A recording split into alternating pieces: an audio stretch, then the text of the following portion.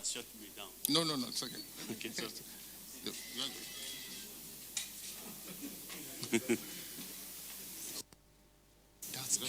okay.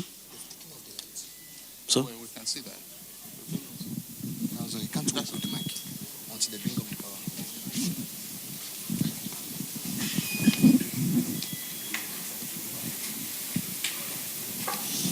I hope that that's not an indication of the fact that we do not accept the apology. We do. Thank you very much, our second Vice President. We extend our warm felicitations to His Excellency, the Governor of Kaduna State, just as we also extend our warm regards to His Excellency, the Governor of Rivers State. We'll wait for this to come. But I think my voice will carry a bit. I mean, we did a bit of theater in school. So. At this point, I wish to specially invite the moderator of the panel discussion session of this program, Mr. Lankpe Omoyele, Managing Director, Nitro 121, to please step forth. Let's put our hands together for him as he steps forth.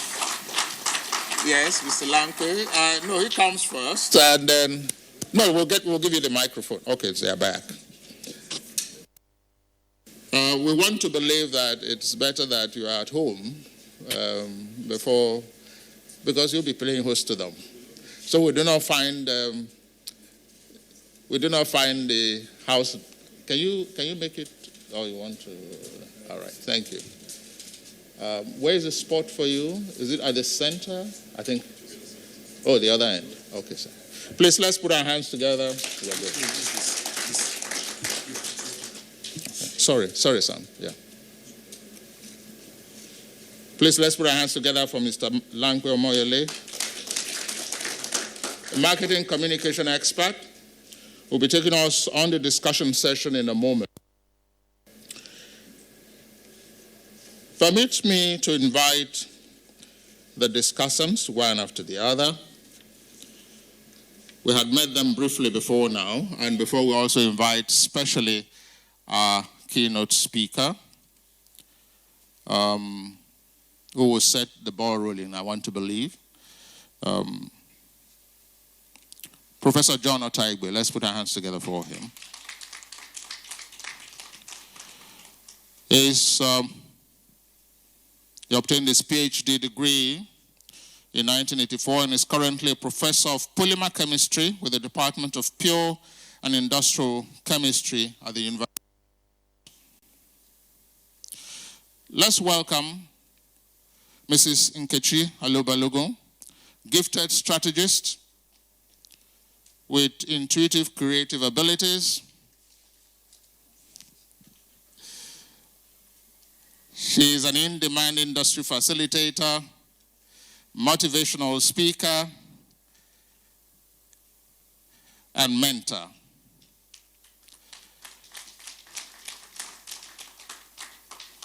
She is currently a PhD student at the University of Lagos. She has backed an MBA in management, in marketing, and in mass communication across the world. We also wish to specially recognize and welcome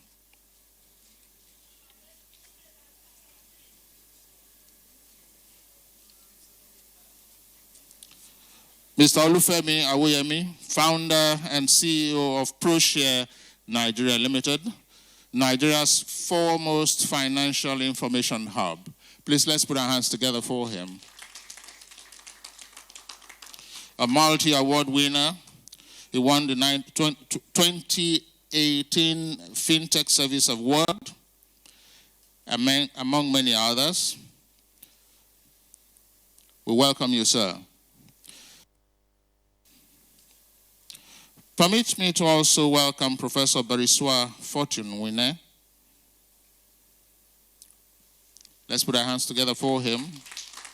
A professor of finance and banking at the University of Port Harcourt. He served Nigeria in various capacities as an advisor on economic matters. And representing Mr. Segun Awolowo, the Chief Executive Officer of the Nigerian Export Promotion Council, is his Assistant Director, National Export Office, Mr. Samson Ido. Thank you very much.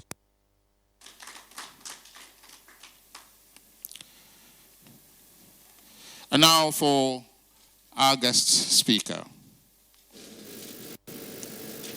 He is a journalist, he is a writer, a former Nigerian presidential spokesman, has attended and participated in several programs in many countries across the world. In July of 2007, he attended the International Visitor Leadership Program organized by the United States Department in Washington, D.C. He's also spent some academic time as a fellow at the Waterhead Center for International Affairs at Harvard University, where he conducted his research on the factors that shape incumbent presidential elections in Africa.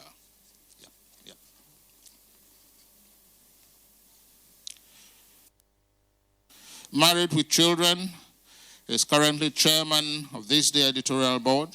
He maintains a weekly column, The Verdict. He's the author of several books and he served on quite a number of them.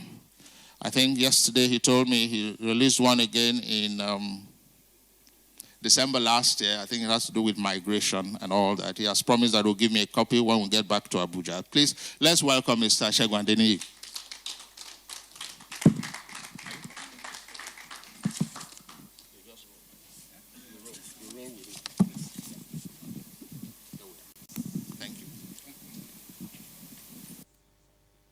Thank you, Uncle E. Well, I want to apologize first to the panel because, I mean, if they invite me to a panel, if I don't see the paper ahead, I will not come. But I was not invited to give a lecture. I was invited to give a keynote speech. And normally, if I am to give a speech, I won't write it until the night before. I want to be at the conference, have a feel of the ground, and then write. So when Mr. Brahima called me last night and said, your speech, I said, I've not written it because I had not. So it was last night I started writing my speech. So I apologize, it's not it's not my fault either. Council members, distinguished ladies and gentlemen, I am delighted to be here this morning to celebrate with professionals in the field of marketing. And I feel highly honored to be asked to give a keynote speech at your annual conference. I must also thank my Egmont, Mr. Ibrahim, and other members of the leadership of the National Institute for Marketing of Nigeria for the kind invitation. In the few minutes that I have to share my thoughts this morning, let me begin with a story I once heard about two beggars sitting not far from a big Pentecostal church on a Sunday morning. One has a cross in front of him, while the other, sporting a long beard, was holding a Quran. As worshippers trooped out after the service, they look at the beggars, but only put money into the heart of the one sitting behind the cross. Behind the cross. At some point, a pastor who was watching the throngs of people giving money to the beggar who held the cross, while they ignored the one holding the Quran, decided to intervene. He went to him and said, don't you understand? This is a church. People are not going to give you money if you sit there with a Quran in front of you, especially when there is another beggar who is holding a cross. In fact, they will probably give him more money just to spite you. If you want to be patronized like your colleague, you need to remove the Quran. The beggar listened to the pastor, smiled, and thanked him, but did not remove the Quran. A few hours later, After all the church members had left, the two beggars got together. The beggar with the cross asked his colleague, Ima, I saw the pastor discussing with you. What was he saying? Don't mind him. With the Quran, what does a pastor know about marketing strategy? Mr. Chairman, distinguished ladies and gentlemen, marketing is not just a function. It is a way of life, a part of everybody's job description. But as can also be seen from that story, it requires a lot of common sense. In its broadest form, marketing entails engaging, informing, and building reputation before you begin to sell. Meanwhile, there could not have been a better theme than the one you have chosen for this session, especially at a time like this in the life of our nation. Alt, a former advertising executive and one of the leading figures in the world of nation branding, once said, and I quote, "Marketing is at the heart of what makes rich countries rich." Sadly, at a period when nations are using marketing tools to rebrand, Nigeria has failed to understand that to attract tourists or investors or sell what we produce, we need professionals in the field of marketing to help raise the profile of the country so that outsiders can know that we are open for business. I like your answer, which I am hearing for the first time this morning. Marketing, it says, is about creating value, sustaining the empowering people, and bringing out the best in other professions. Distinguished ladies and gentlemen, the theme for your conference is about how to leverage on the non-oil sector for the growth and development of our country. In February this year, the Federal Inland Revenue Service disclosed that the non-oil sector contributed about 54% of the 5.32 trillion revenues it generated in 2018. The question now is, how do you as marketers sell this huge sector both at home and abroad for the benefit of our people? Recent data from the International Trade Center reveals that in each of the last 2 years, the share of crude gas in terms of our total exports has decreased, while the revenue from non-oil sector is on the rise. In fact, the contributions of non-oil sector, excluding natural gas, stand at the challenge, of course, is even recover. So as marketers, you are also a rewarding enterprise. Another question. Central to our session this morning. When we talk what exactly $4 billion that's the economy annually. 15. Nollywood Monetary Fund and its growth puts the industry $1 billion because of strategic marketing. An alternative marketing strategy is the challenges based. How can we replicate the success that are unavailable to need to see? And on what platform should the create enough? These are some must find answers for to successfully sell Nollywood and in other creative sectors of the area in the non-oil sector that we task. 1, how can you? 2, how do you help at home and abroad?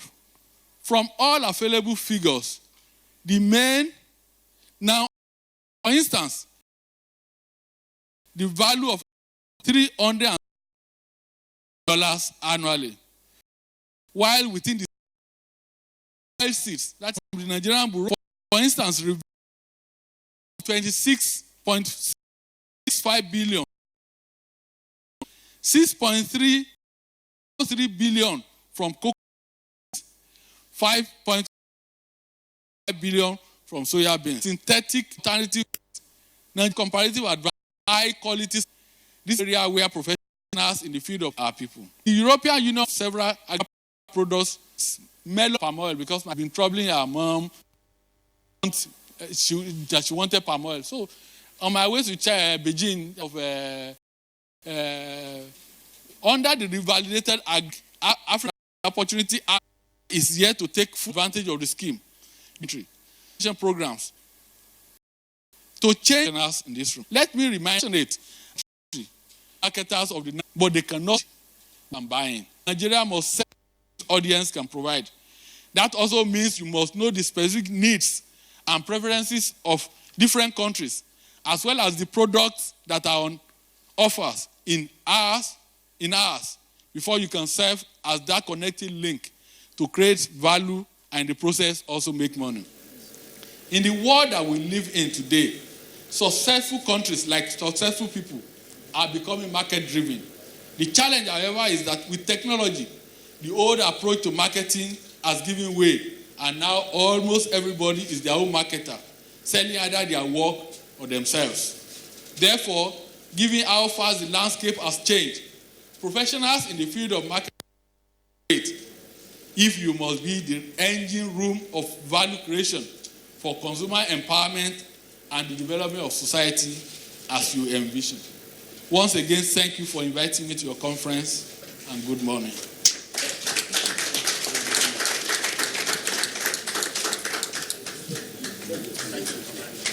Thank you. Sheldon, sit in front, so we can look. Please, another round of applause for Arsenal. What did he say? IICC.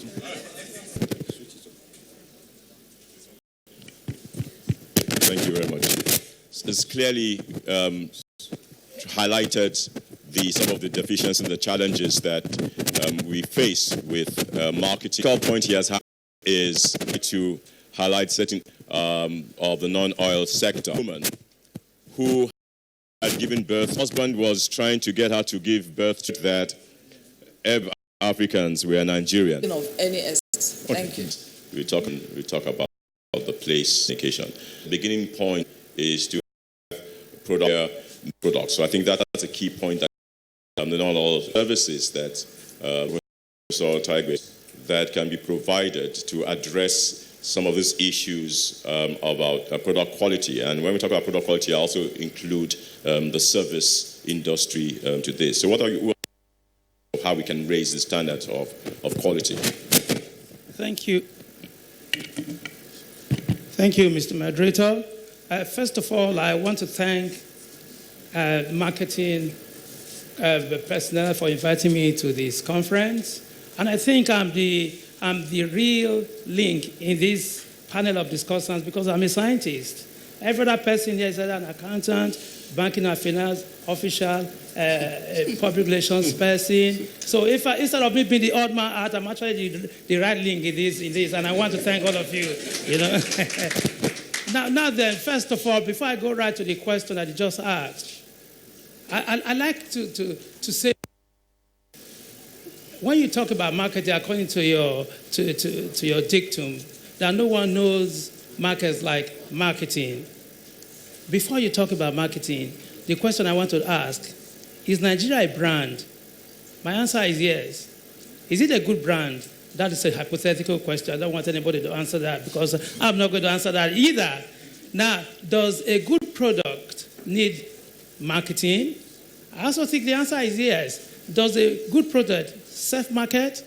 I also think the answer is yes. Now, why do we now want to market the non-oil sector, Nigeria non-oil sector, for sustainable growth and development? It means there is a gap. And before I come to that gap, it's rightly pointed out by raw materials.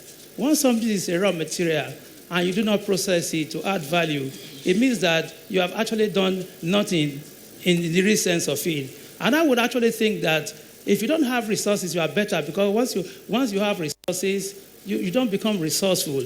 And the problem with us is that we export our resources in the natural state that they are, and that, of course, does not add value.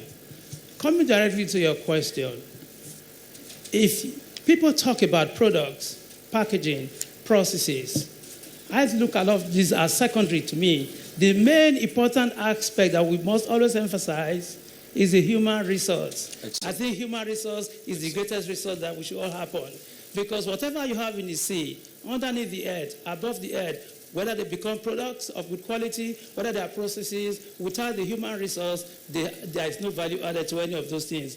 And today, knowledge and skills are the global currency century economies. But you know the important thing? There's no central bank that prints this currency. Now, we must begin to emphasize that for us to go from raw materials to the appropriate quality products that we need to market, we must be able to develop a human resource. And the way we can do this is quality education. So the emphasis, we must get things right. You know, I asked, is Nigeria a brand? And Madam did say that Nigeria stinks. Who is going to clean this stinking Nigeria up? It is you and I. And one of the major ways to do this is to ensure that we have quality education so that we can add value in all facets of whatever processes that we make, be it products or what else that you have. Otherwise, we will not reach the edge rather that we tend to do. Thank you. Thank you very much, Professor Taigbe. Thank you. Excellent thoughts. And what you speak to is around what I referred to earlier on around human capital development and the critical point of human resources. And therefore, if we are going to be able to develop products or services of the highest standards, of global standards, then the quality of education is really critical. On a light note, I'd just like to point out, without bursting your balloon, that you're actually not the only scientist on this panel. Yes, I am a scientist. Okay, all right. But that's on a light note. But it is also the issue around human capital. And you speak about the issues around reputation. And we will come back again to this issue of how we build the reputation of Nigeria across the world. Because as we talk about marketing the non-oil sector, what's really critical is who is doing the selling. Who is doing the selling? Because many people will buy goods primarily because of who this seller is. So we will keep coming back to this issue of the human capital, how we develop it. But for now, I would like to come to you, Olufemi Oyemi. One of the key things that Mr. Adeniyi is really the issues around the domestic market and the export market. There is a tendency when we talk about marketing the non-oil sector, or indeed marketing even Nigeria as a nation state, that the tendency is for us to make reference to export markets. But I'd just like to first of all zero in and say to how else can we market the non-oil sector, not just from an international perspective, but also from a domestic perspective. So I'd like you to just explore both international marketing, but also the domestic market, because there are real opportunities even locally. So let's look at the balance between the domestic and thoughts in terms of marketing, particularly within the domestic terrain. First is I'm grateful for Shegun for not taking too much time, so I can pick part of his time. But I would blow a whistle if need be. The second thing is that I stand before you a very grateful Nigerian. I am a product of this environment. I have gone far in my life in terms of things I've done. And it is this same brand that we talk about. So I would approach it with that level of responsibility. It is often the case.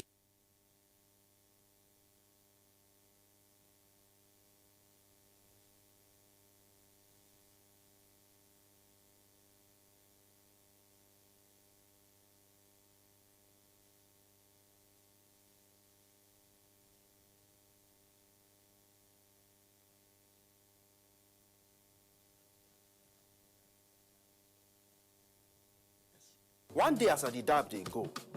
Now I see my neighbor on top electric pole. Don't be hammer you hold so. Before, so climb every day. Come on, electric bill. You not gree pay. Waiting concern you for there. I beg you, come over here. Okay, oh, I don't talk my own. As I dab reach house.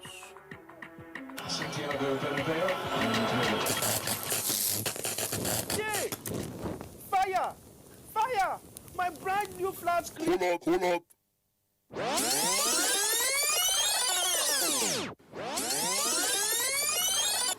Waiting concern you for there. I beg you, come over here. Government property, now my property. If you don't come down now, I go report. No be only report. Na report card.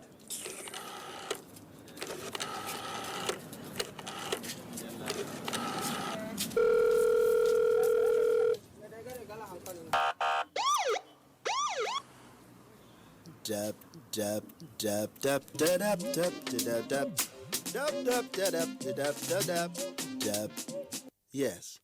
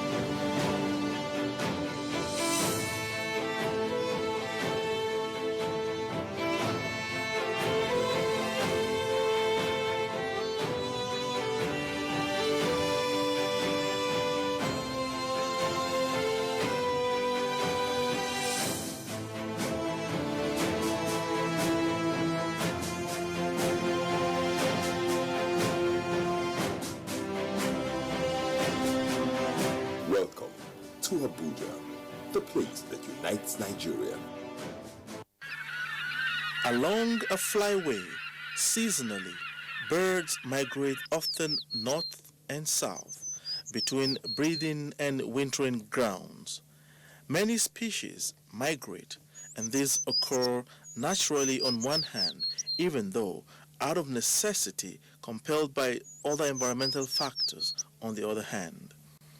This migration carries high cost in predation and mortality, including hunting by humans. Migration is driven primarily by availability of food. It occurs mainly in the northern hemisphere, where birds are funneled onto specific routes by natural barriers such as the Mediterranean and Caribbean seas.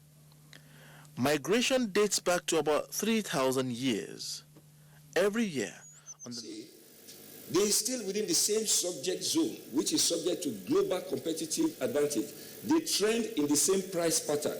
And so your fortunes will go almost the same way. So you have highs and lows, and all you just experience is benefits of volatility or disadvantages of volatility.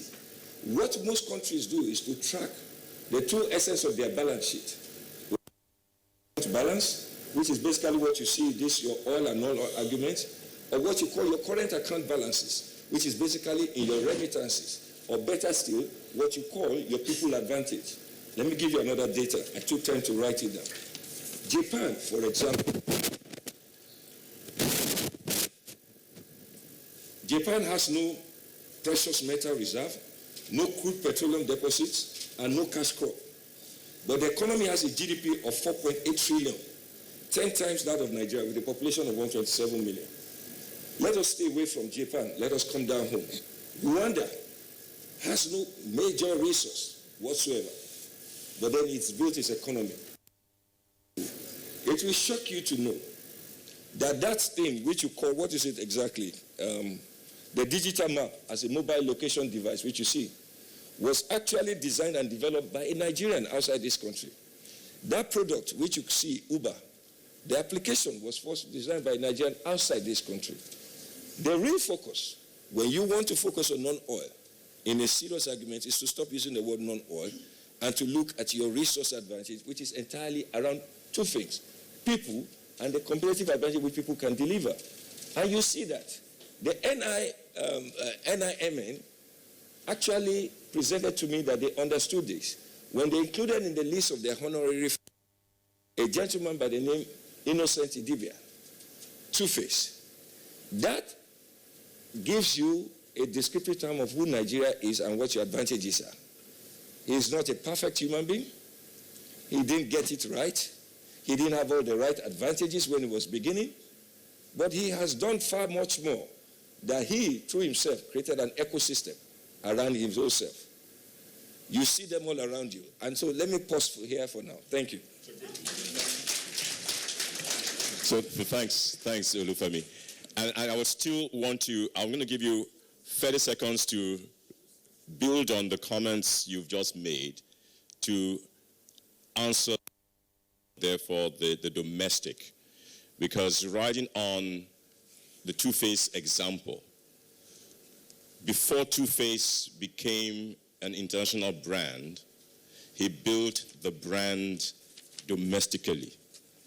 So the question is, using that as an example, how can we build, quote unquote, writing from your comment, with domestically in 30 seconds? Okay, so you're basically trying to address what you call the ramshackle model. Painting a hut does not turn it into a palace. It's as simple as that. Every society has a beginning. They get it right sometimes, they miss their way along the way. But the fundamental thing is for people to get a sense to have where you're going. It is more institutional and structural.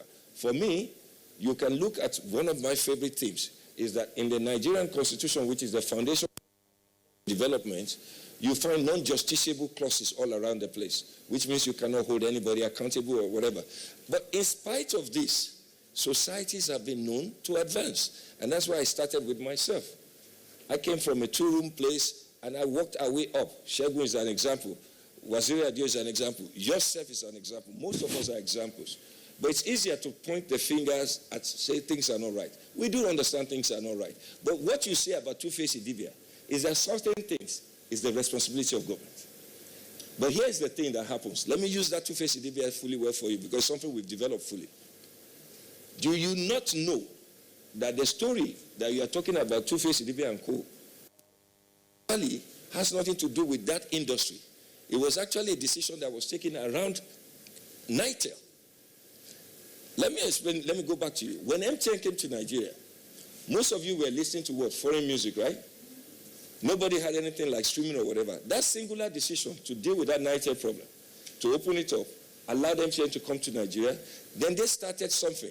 In order to get their sales, they discovered something. That those records you were selling in Nigeria, which you guys were not listening to, was actually being sold overseas. So they conducted a research, and they found out that why were they selling Nigerian music outside the country? They then discovered that the Nigerians in diaspora needed to listen to music from home. They did any processing here, so they were packaging it here in CDs and selling over there. So they decided to open up the system to do those programs, like radio programs, Top 10 Nigeria. And so they started promoting it, and they started the show. I was lucky enough to have been the head of treasury in British American Tobacco then. We ran things like downhill shows and whatever. And so this whole ecosystem was built around the artists. What was that principle all about? The principle was all about societies. Nobody remembers your scientists. Nobody remembers your accountants. Nobody builds monuments for you. They remember those who are around the arts and culture.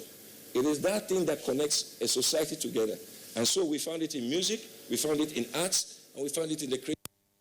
And that's why they gave this gentleman opportunity to also do what? To get involved. Also, certain things change. The models change.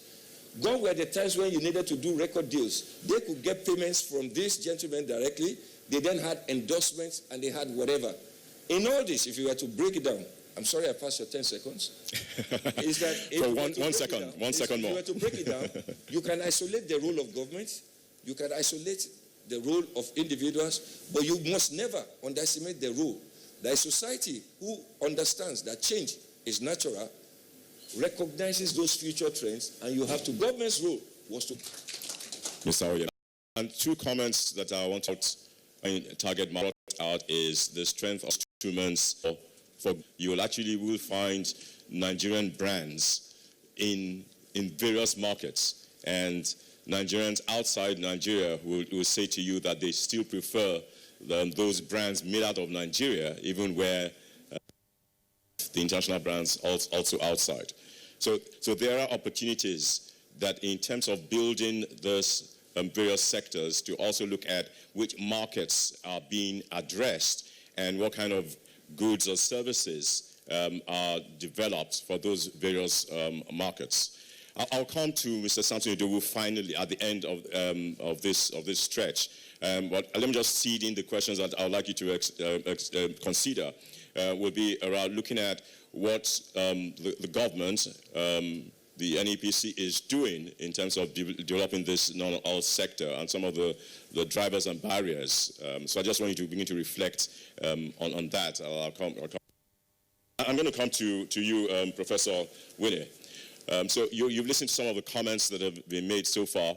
You've also listened to Mr. Adeni's perspectives around this. So I just want to hear your thoughts in terms of what are the top 3 things that you believe that we need to do, whether it is from a government perspective so that Mr. Idowu can begin to also reflect on that, or also from a private sector perspective. So top 3 points quickly that you believe that need to be done to market these new other segments.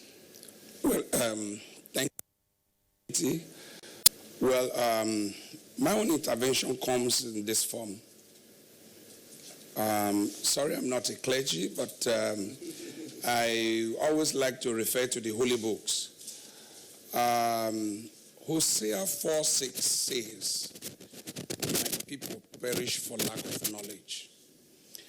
I think part of the problem, be it packaging, be it low quality, be it inability to function well appropriately in the international market, is because of either lack of knowledge, processes and procedures on what the market needs. If I ask in this hall today, how many of us in this hall knows about the credit bureau system in Nigeria? Very few. I'm sure very few. That's a phenomenon that has to show up credit in the Nigerian financial market. Most of these exporters do not have access to credit.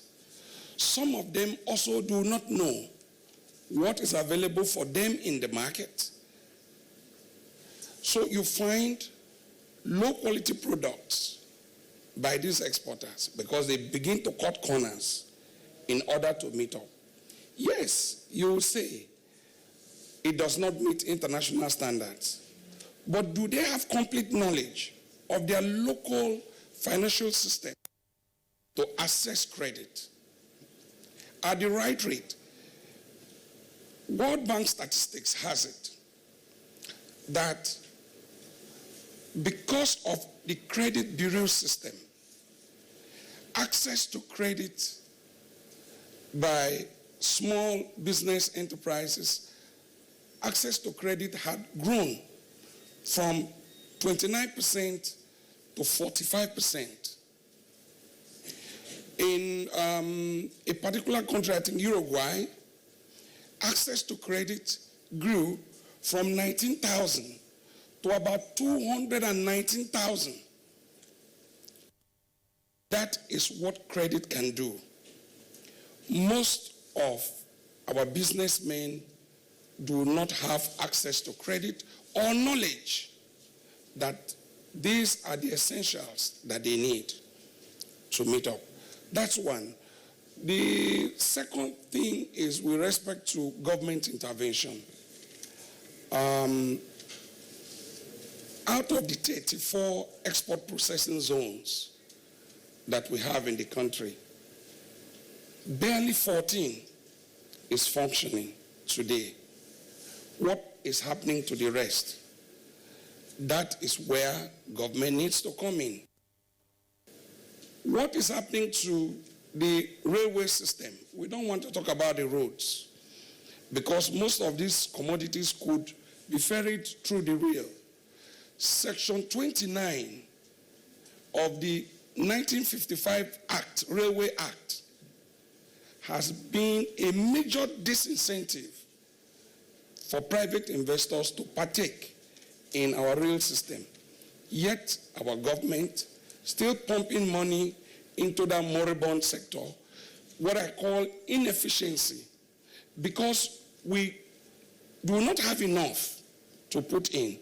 I believe that an honest sale, honest privatization exercise of certain national assets would attract investors to either manufacturing, to either agricultural processes, and the mining sector that will grow the economy.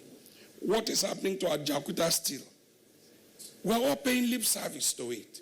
And these are all low-hanging fruits that could, just government policy, could help us to rejig the economy. So on the part of government, these are the things expected of them.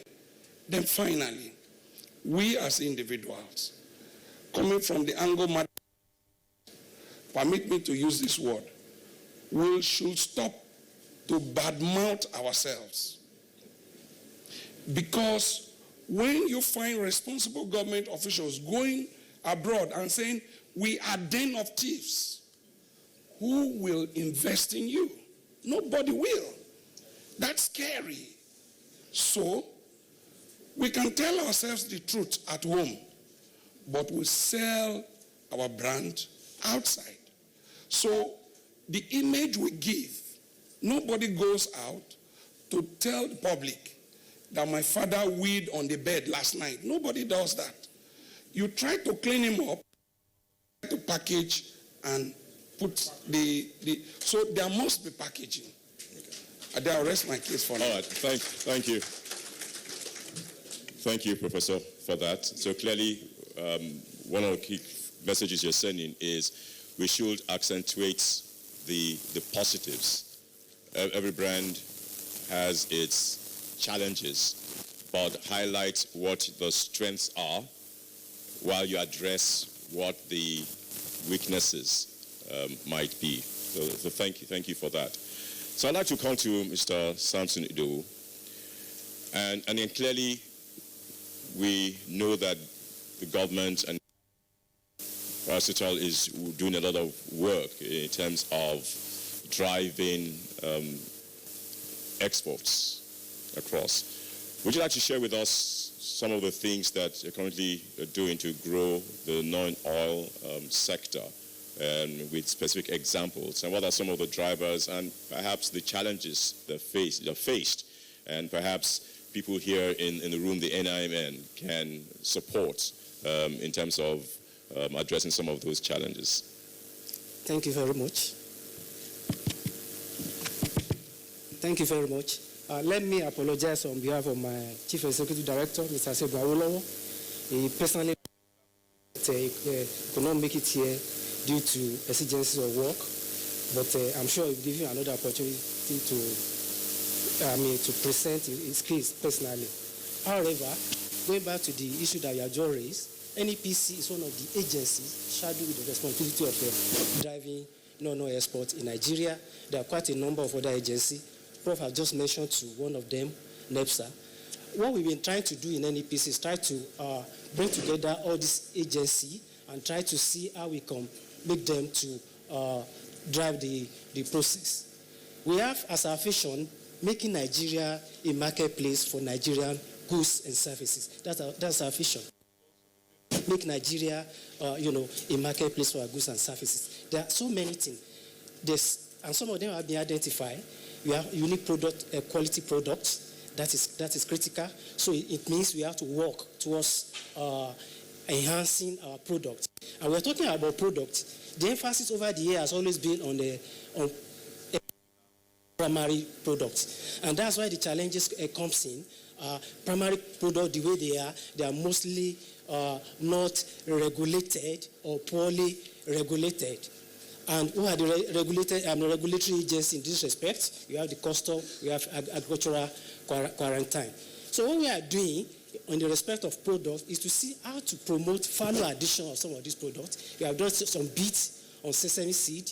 We brought Netherlands, that is CBI, Center for Promotion of Export, who help us in developing the capacity of some of exporters, selected exporters across Nigeria, and some staff too, on how to meet the requirements, specifically EU.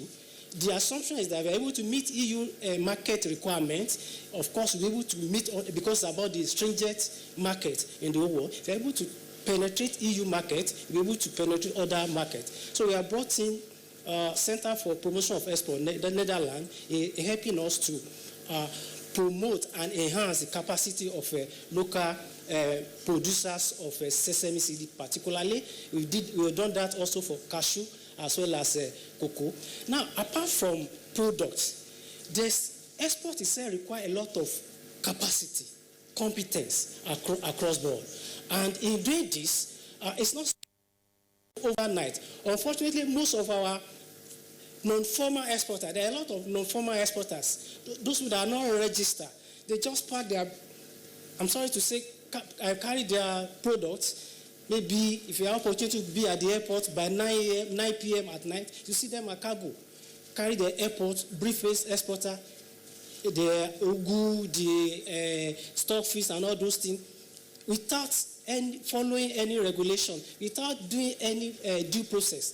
So some of these non-formal exporters are the real culprit for most of the ban that we are experiencing. And apparently that is along the primary products that are affected. Now, for formal exporters, we are able to warehouse a lot of information because export requires a lot of information about processes, about regulation, about standards, about language, all kinds of requirements about law, legal requirements, about what people want. So all those information we produce, we try as much as possible to make it available on one-to-one to register and formal exporters, and the information are also available in pamphlets. Some of them are available online on our website www.nepc.gov.ng. It's available 24/7 for register and formal exporter. You will be tutored, you'll be mentored on how to go through the process. But unfortunately, most of my brother and sister, they are not too keen. They are not even interested in registering. How much is registration anyway? It's just 30,500. Where it cannot be afforded, we even try to do it. Well, but export is not cheap. Export is not cheap, sir. You want to earn dollar, you want to earn foreign exchange. I mean, you want to compete globally. I mean, minimum wage in Nigeria is also the same thing in Rwanda and elsewhere. So, you want to do it. We have to do it well. So that is on the area of information. There are a lot of information that are required. Also in the area of market, quite a number of issues. But most of exporters, I'm able to say, are not willing to follow through these processes. The issue of finance has been mentioned. Yes, it requires a lot of finance, a lot of cost. It requires a lot of volume. Export is volume driven. You may get orders. If you are unable to supply your orders, you stand the risk of losing that order, and even create a bottleneck for others that are willing and able to service the order. So, to cut it short, most of our exporters, and we are doing the advocacy quite all right. We are already in 27 states, and we are on email, we are online, we are on telephone. You can talk to my ED, send messages to him, send your request to him, so that we can discuss all these issues. So the choice is yours. I mean, the choice is ours if you actually want to do it and do it well. If you want to be a formal exporter, we need to subject ourselves to the process. If we subject ourselves to the process, we're able to get the result. Thank you. No, great. So thank you, Mr. Ido. So clearly, lots of work is being done in that regard, and the key points that I hear is advocacy. A lot of that is required, and perhaps together with the NIMN, there can be, in terms of driving the marketing of it and supporting the advocacy efforts of your agency as indeed government. So thank you for that. So I'm going to go around one more time, and I'll come to you, Mrs. Ali Balogun.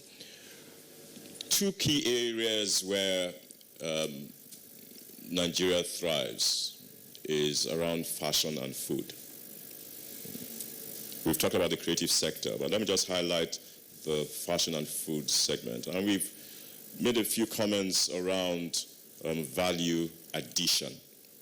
Now, I don't know how many of us know, but an international company, Heinz, has packaged jollof rice in sachets. And the irony is that this is not the first time such is being done. If you go into global markets, you will see products, items which are native to Nigeria being with value addition, and before you know it, it's owned by those companies. So clearly, value addition is critical for us. So I'd like you to share thoughts around what do we need to do around these areas of value addition.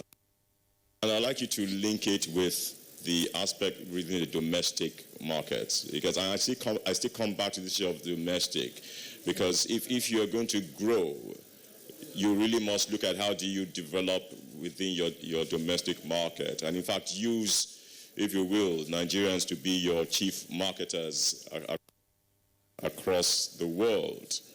So what do you think, especially building on your expertise as a PR person, needs to be done to develop these sectors, and just try and narrow to around the food and fashion, because ultimately once you get it right domestically, you increase the potential to succeed internationally. And I'll give you another example. The Adire industry, Ogun State, for example. The Adire industry is big, but I have seen fashion catwalks in New York using Adire material. And before you know it again, you lose that traction. So what do you think needs to be done to develop food as a basis, therefore, for improving earnings? Thank you very much. Let me congratulate myself, first of all, for surviving in the midst of these... Even though I was told when I was coming that I'm no longer a man. I'm no longer a woman. But it's not easy. 2 professors, 1 expert, and not to talk of Femi. Well, I'm surviving. Right. You asked a question that I didn't answer before, my experience in the Nigerian exporting. Let me start from there, please. Even though I'm not a banker, I'm a PR person. I was the corporate affairs manager. But I do remember that the major challenge then was also the challenge of reputation. Most of the people they gave loans to, I'll take a Nigerian and an Indian, because most of the loans were given to Nigerians and mostly Indians who were manufacturing in Nigeria. The Nigerian will take the money. We are talking in-house. I won't give this example outside Nigeria. No, it's not demarket us. So please, journalists, I know trying to be... Am I? Well, it's still in-house. They take these funds, they use them for other things other than exports. And to get them to repay the loans was always a problem. They are the ones that will come to ask for grace. While the other party who took the same loan and is focused on what he was supposed to use the loan for is making profits and paying. And so it was difficult to even give a Nigerian a loan. Reputation. Now, talking about, going to the question you asked, you see, I'm never able to divorce what we do in this country from the kind of mindsets that we have as Nigerians. And so you find me talking always about deprogramming the average Nigerian. Deprogramming the average Nigerian also means recreating us. For as long as we keep thinking that the best product is made in UK, we will never develop our own business. So there is need for us to begin to believe in who we are, in what we do, and in what we are able to produce. How can we do that if at the top we don't even have anything cascading from the top in terms of programming? Who does the average Nigerian think he is? What are our values? What do we believe in? Values, what are you going to sell?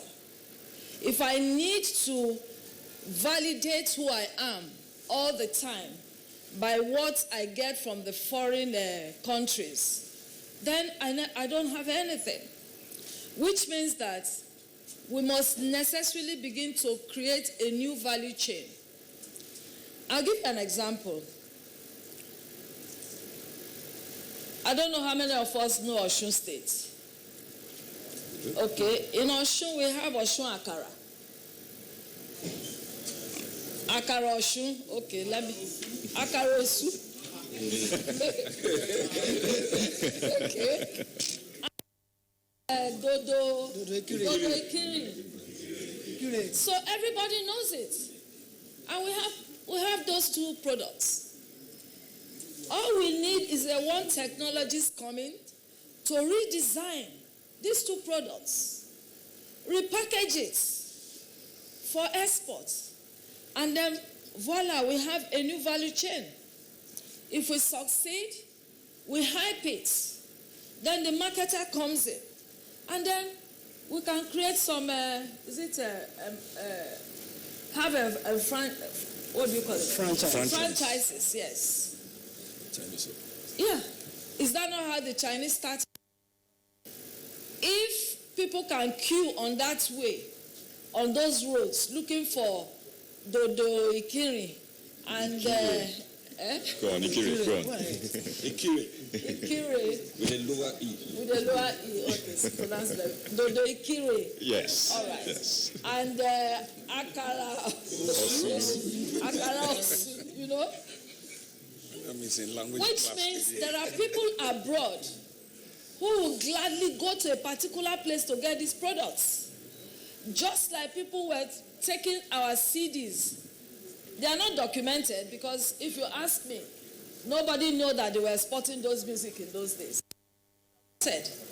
So if we are able to create new value chains that will package our raw materials out, definitely our products will be on the market. Okay. Now, talking about fashion, I think wearing Ankara started with OBJ. Correct me if I'm wrong. And then, I think till date, OBJ still wears our local fabrics, even when he's outside this country. And see what we have done with our fashion. We have reinvented Akara. We have made, of course, you can see what I'm wearing. Right. Thank you. This will sell anywhere in the country. But do we have policies that support the export of these fabrics? And in any case, do we have a standard that every manufacturer of fashion or food must follow? I don't mean the standard organization that we have today, which is just like a rubber stamp. But we must create standards that will make every manufacturer sorry. No, please go on. Just need to round up. That's your comments. Please go on. We must come up with standards that every manufacturer must follow. Timely. And if they default, can you I should wait. Please.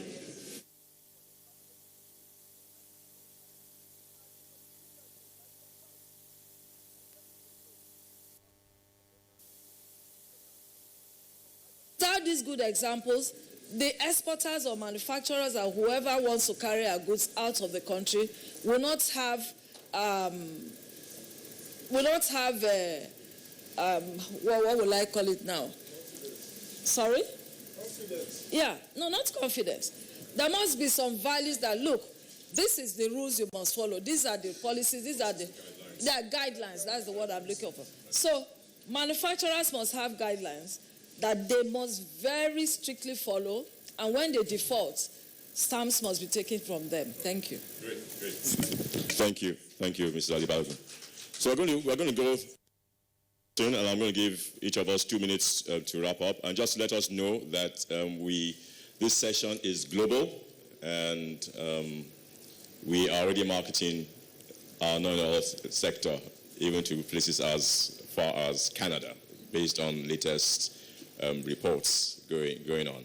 But you speak about policies, and I think that's important. So when I come back to you, Mr. Idowu, I would just like to hear some of the policies that are in place that people may not be aware of that would help to promote the non-oil sector, including what incentives are in place. I think this is an opportunity to share some of that, so please, some of that will come to you at the end of this. I'd like to come to you, Professor, to just, in 2 minutes, just give us your final thoughts. We'll still have a Q&A session, but just in 2 minutes, just give your final thoughts in terms of this discussion, in terms of how we can market. And I'd like us to emphasize the word markets, the non-oil sector. Let's emphasize the word market. I think we've discussed quite a bit around some of the other issues, but what else do you think needs to be done to market? Thank you very much once again. I want to say that there has to be government consistency of policy in terms of the way we do things in this country. And I also want to say that there has to be some synergy between the structural and the institutional.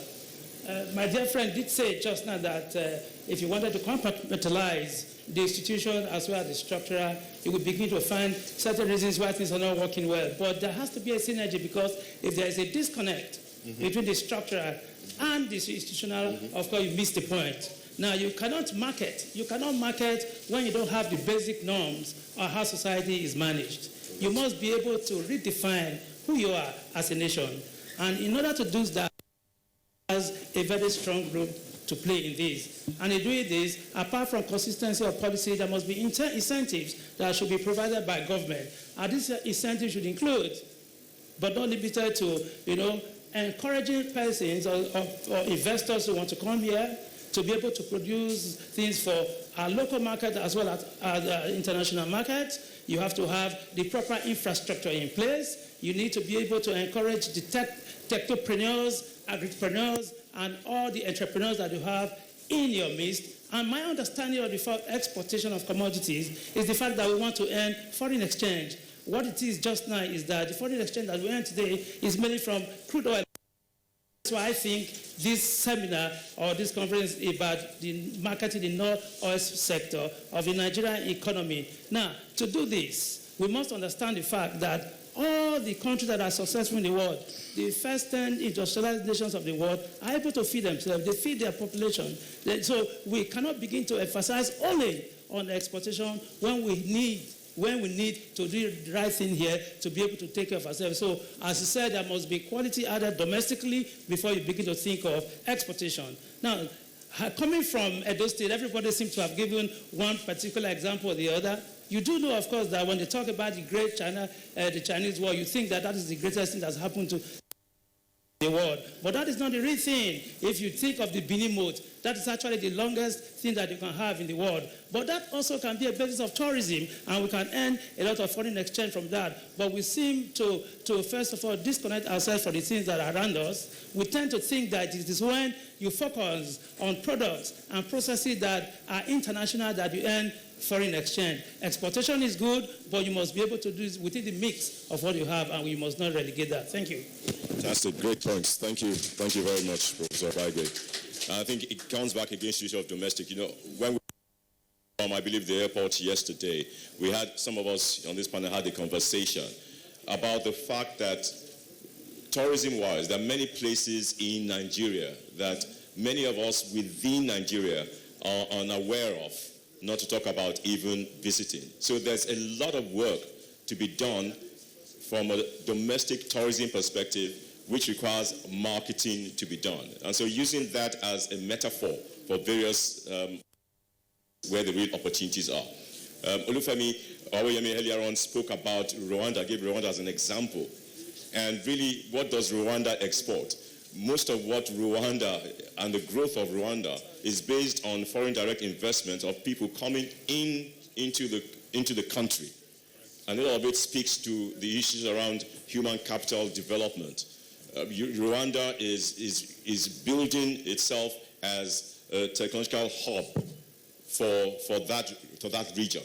And that is being localized, but bringing in FDI in. So in terms of developing various sectors, it's really important, part of the conversation is not only about export, it's also about the domestic market and how, as a country, we're able to market both domestically and also internationally. And a critical point that has also been raised by the panel, it has to do with human resources. So Professor Nwene, I'm coming to you, back to you, and I'd like your 2-minute wrap up here to focus around the human capital development. What is being done? And I speak to you as being a professor in management sciences. What is being done? Where are the gaps? And what can yet be done to help to promote human capital development that can have in terms of marketing Nigeria both as a nation state and also the various goods and services that we have? In 2 minutes, please. Right, thank you.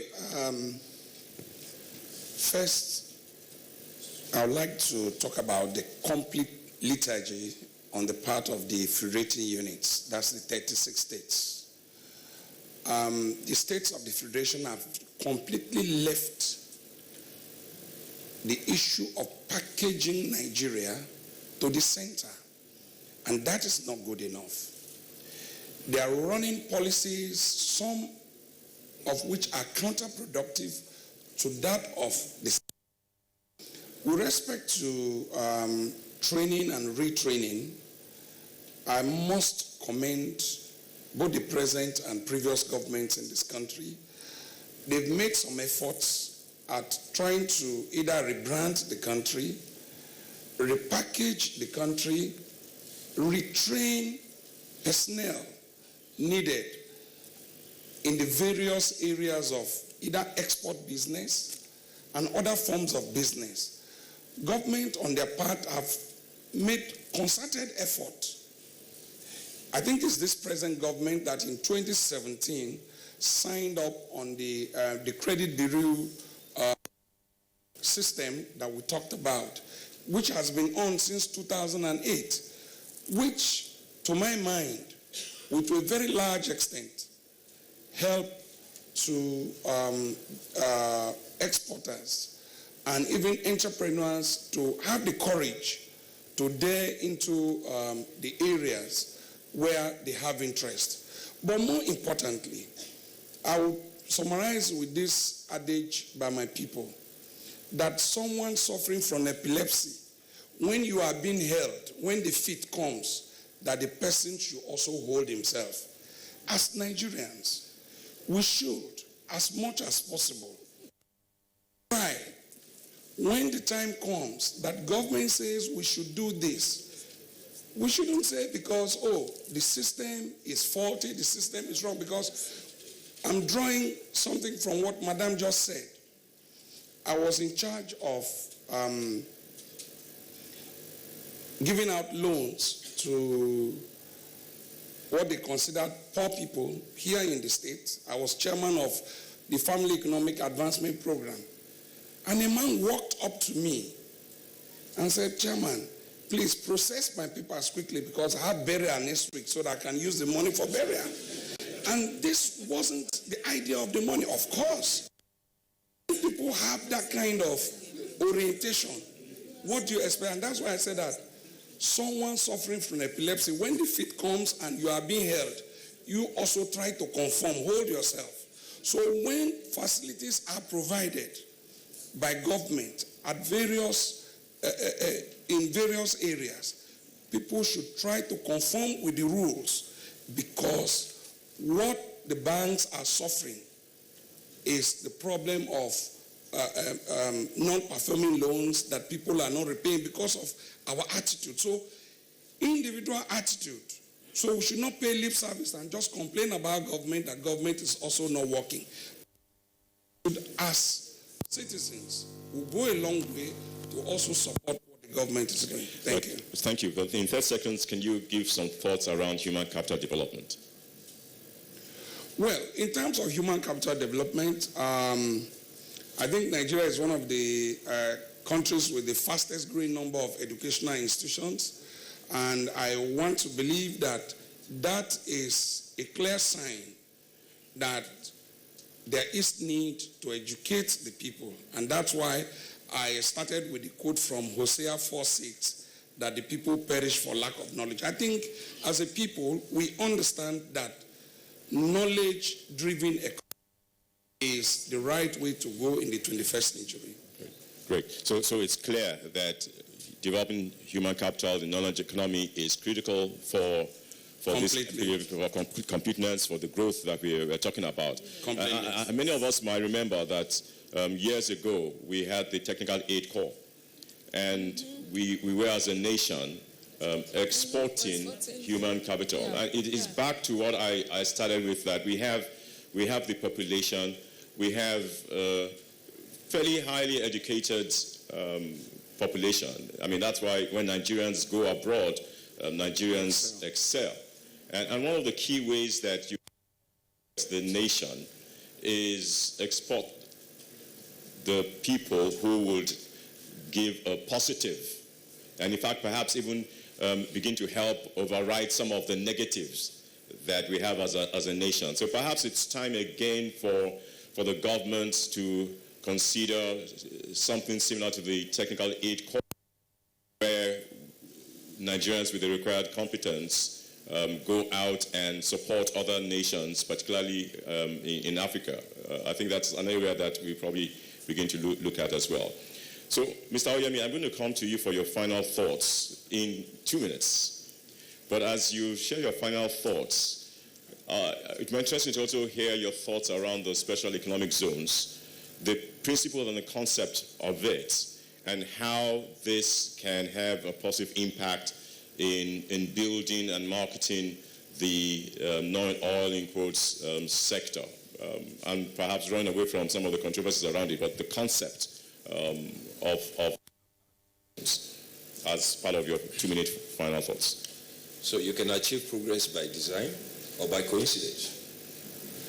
The example you gave about Rwanda was a company who set up very clearly. I remember asking the president when I came for the Oxford Business School, All Students Association in Lagos, and I said, why is it that you are able to do so much? He said, we do not have oil, so we have to think. Resource-based. We cannot afford the luxury of not engaging in thought. He, in effect, gave credence to the word that change is not compulsory. And as such, survival is optional. To survive, therefore, you must understand that when you talk about in terms of growing yourself, ask yourself simple questions. Of all the states in Nigeria, only 12 have 20 billion naira and above in Nigeria in their own country. Only 12. From a strategic point, Rwanda, which you mentioned, also said to itself, we want to be the hub in East Africa. We don't have anything. So I'm going to drive traffic into my country and I will use hospitality and whatever. But he took one of the biggest disadvantages they had, the crisis in Rwanda, the killings in Kigali. They turned it into a marketing position, turning crisis into attention. They took their pain, their sorrows, their blood. They created an ecosystem around it for themselves. That's where you start. And then he went on further. You see, selling commodities, make sure that you are going to be perpetually stuck in the lower rung of the global economic order. The only people who make money out of commodities are those who add value to it, not the ones who produce it. Exactly. That is fundamental, and it is true. And you can do it two ways. You can do it through industrialization or technology, or you can do it through financial engineering and how you open your market for people to come and set up with you. Again, like I said, survival is... Lastly, what Nigeria needs to do, because this is an important marketing conference, is we must come away with how to sell a compelling and competitive story in a market segmentation which is not crowded by sellers of homogeneous products. What we really need to know is to take your example of Adire and deconstruct it. So I'll use two examples in rounding up. I'll take Adire on one hand, which is what you know, and I'll take marijuana on the other hand, which is what you deny. In the first instance, if you take a look around this room, 90% of every single product here is not produced here. It may be assembled here. It is not here. In the era of global competitiveness, you don't have to be sentimental. Markets are not. Markets are frank, they are honest, they are not sentimental. You go for what you have an advantage in. You don't have to produce everything. You have to find the area where you are best at and do so. And then make sure they are the best, and every other person needs to buy that from you. The other areas you can do. That's why you have balance of trade. And that's why when you want to set up economic zones, you begin to identify where they are. What you need to do about Adire is to understand that the difference between traveling from point A to B through carriers or using horses, using cars, is different from when you use a helicopter. It's the same kilometers, but the time you arrive is what is different. What therefore happens to us in Adire is that you have to focus on things like patents, trademarks, intellectual rights. There is nothing that stops anybody taking the sample of how to do Adire in Abuja, as well for how to do that in Ghana or anything, or do it in China. This dress, which my dear sister says that she's wearing, what's it called, Ankara, to represent you, is not produced here. We import it. You have different types. If that's what you want to wear it, but don't call it that we are representing Nigeria, because it's an imported item. What you want to understand with Adire is that you want to see that if you are not careful, if you study the art world, you will see so many Adire prints. Have you ever seen Che Guevara's dresses and all those dresses by Bob Marley, where they put those same pattern, which you call your Adire, is the same thing they used in those olden days of Bob Marley. What you need in Adire is to hold the rights and the patents. In the other area, what is the commonality between 6 states? Edo, Delta, Taraba, Jigawa, Ekiti, Ondo. They have the largest concentration of God-given growth of marijuana. So in this country, you have two conflicting rules of laws, and which goes to your points of standards. You have the NDLEA, which criminalizes it, which is global. But you also have the NAFDAC, which registers hair products, which is made out of Indian hair. And they both coexist side by side. So who is guilty of what? In the same society, you also have a history whereby you understand that it's a $5 trillion business of marijuana. Nothing stops you from understanding that those states, you can control it through the use of your customs and excise to quarantine those locations and make sure that they become a dry port. That is your export zone. Thank you. Thank you, Olufemi. Thank you. Thank you, Mr. Oyemi. Now, and thank you, great points. In defense of Mrs. Ali Balogun, It's not in this,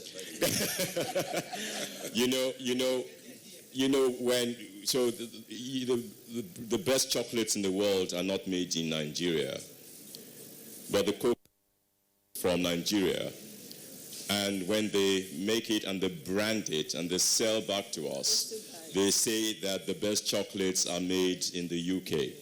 So we have an opportunity, even if the Ankara is not made in Nigeria, when we bring it in, the raw material is probably gotten from here, but even the sheer design, so we can get some of our top designers to design the Ankara materials, own those designs, so they can call it a value-added brand name. And it now becomes, you then take ownership and own that brand. So ultimately, it's about the bring to whether it's a raw material or a finished goods, and how do you own it? It's the critical thing, and own it as Nigeria and market it as Nigeria. That's what we critically need to be doing. Final thoughts, Mr. Idowu, and in your final thoughts, I'd just like to ask that you please share with us in 2 minutes some key policies that are helping to support this agenda that the world might not be aware of.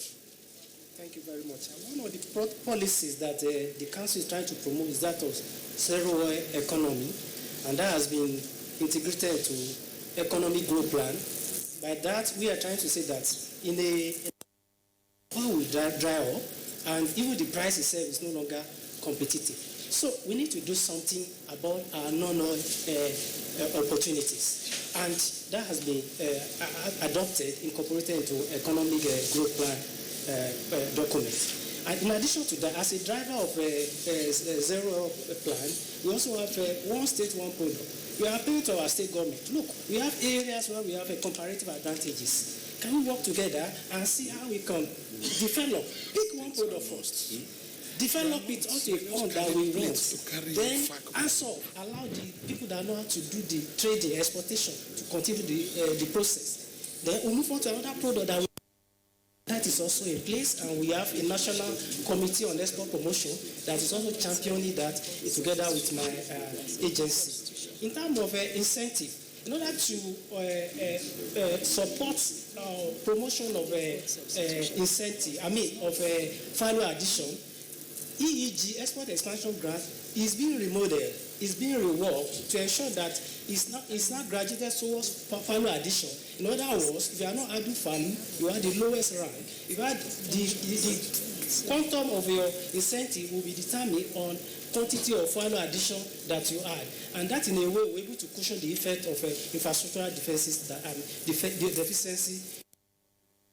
Aside from post-shipment incentive that I've just mentioned, we are also designing some pre-shipment incentives like export development fund for cooperative individuals that are not as big as the like of Dangote, the like of Pro, the like of Abbott, so that they can come together and apply genuinely, apply to some of these opportunities that are able to help them maybe in doing their market research, in participating in identifying, meeting foreign certification, like let's say US certification. So we have all those basket of incentive, and exporter can come, potential exporter can benefit the funnel of business. Now, in addition to that, we also have some targeted policies, like for US, we have Agua Development Center is in Lagos. That is tailored towards enhancing the competence of our fashion designers, our tailor, and operative traders, so that they can come in, the equipment are there, they will be trained for 2-3 months, and they are allowed to come and maybe enhance the value of their product. So by so doing, they can compete like their colleagues abroad. In terms of other policy or incentive, because there's no way you can rule it out, we also sponsor potential or existing exporters that have value, export value. We are talking of manufactured good product that value has been added. So exporter can come in, part of their fare can be paid, and where language barriers are an issue, we pay for interpreter, we provide a brand, a stand for them, whereby they'll be able to generate order, be able to meet potential buyer on face-to-face, be able to study other competitors. In addition to that, we also sponsor solo exhibition, market research to other countries, whereby identify the need, the peculiarity of those markets, and by so doing, be able to cascade the information to various agencies. So the issue is that export is the way to go, but it's not an easy, it's not a quick fix. We need to learn the rudiment. They can start from domestic market. If you're able to do well in the domestic market, that's an indication that you are in position to do well in the foreign market. And luckily we have NEPC, and we don't charge. It's free of charge because the government pay the bill. So you can always call me, and we are all over the country. At least we are domiciled in at least 27 states of the federation. We are available online. So and let's do it together. By so doing, we can change the narrative. Ours is a zero-hour economy, and we believe we cannot do it alone. We are just part of the group of the people or stakeholder that can make it happen. And we also believe that our private sector have a vital role to play in this respect. We need to come in and take ownership. Government is there to create the enabling environment. And that most of our, I'm sorry to say, most of our private operators are not sincere. They are just interested in the money, and they take money and run away to do all funny things. We need to be patient. We need to learn the rule, and when we learn the rule, we'll be able to achieve. Great. Thank you very much, Mr. Idowu. Thank you very much. I'd like to thank all the panelists. There's going to be room for questions, and shortly Mr. Alegbe will come to coordinate that. But in the meantime, I'd like to thank all the panelists, Mr. Idowu from the NEPC. Thank you very much. Professor Mr. Awoyemi, Mrs. Ali Balogun, Professor Ingwene, thank you very much for your contributions. I'd like to just wrap up this segment using a marketing framework, since we are the NIMN.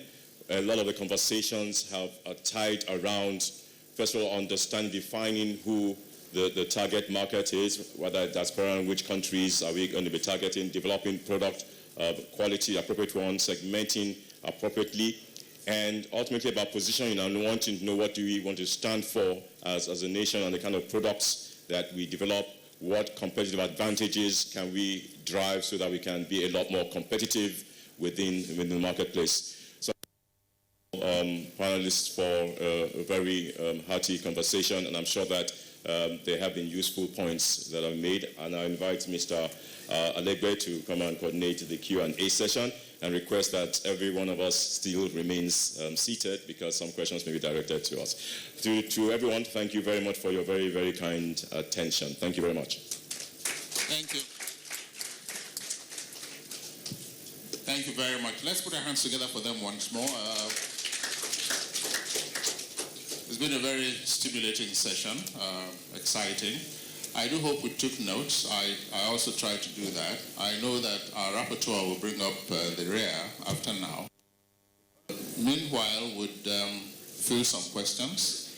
And I'm sure that we might also have some questions for our guest lecturer, our guest speaker, Mr. Denny. So please, if we do direct some of the questions as you would be gracious enough to respond. So we've listened to our discussants. Would pass around the microphone. Yes, I can see a hand up. I see hands up. So we'll start from the gentleman at the rare patterned dress, which speaks to it. So you tell us your name, what you do. Don't bother with your voter's card number. No, I'll give you my BVN. Okay, I'm Chris Opo. I'm a fellow of the Institute. I install bespoke kitchens. It's interesting to listen. I haven't listened to all the discussions. There's something keep pricking in the back of my mind. Why do we always talk and don't walk the talk? We have the best policies in the world, but when one policy counteracts the other policies, look at the Constitution, for example. You have something that's positive, and then you go to section IEI, you will see something contradicting the first one. How do we add value when you have to be your own state governor, state government, local government, water, light, road, infrastructure, all? Where are the cottage industries? We're talking about Guangzhou, we're talking about China. Every small room is an industry producing something. Look at Africa. Nigeria is supposed to be the leader. so to who do we blame?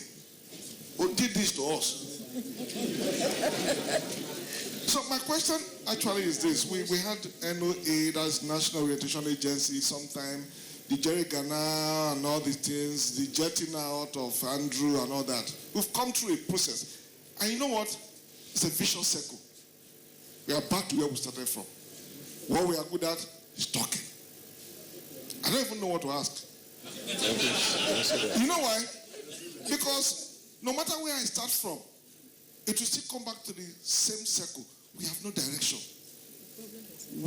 How can we as marketing practitioners let's localize it.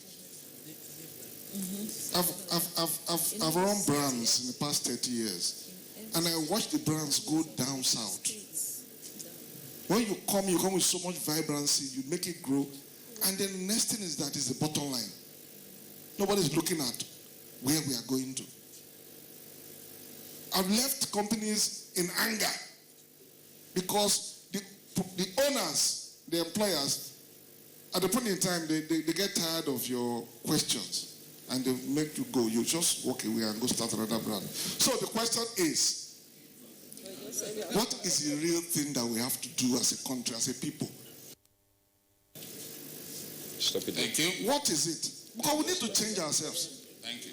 That's it. Thank you. Thank you very much. There is, we'll limit it to just the questions so that the conversations can be. Have my microphone. You tell us your name. Good afternoon. My name is Dr. Fufora. I'm a council member with National Institute of Marketing of Nigeria. My question goes to the discussants. A quick one. My worry is that I want to ask a question. How do we ask improvement on patriotism on our locally manufactured goods that we are supposed to export? Now, and if you look at this, a success story that we have recently in the industry, even when we are producing local made rice, a lot of us are not patronizing us. Still, some people in Abuja, Port Harcourt would like imported rice. How do we improve on that? Compared to this in Brazil, for example, I was in Brazil in 2002 and I was not wearing their jersey when they were playing. I was asked, imagine Brazil has a population of 180 million.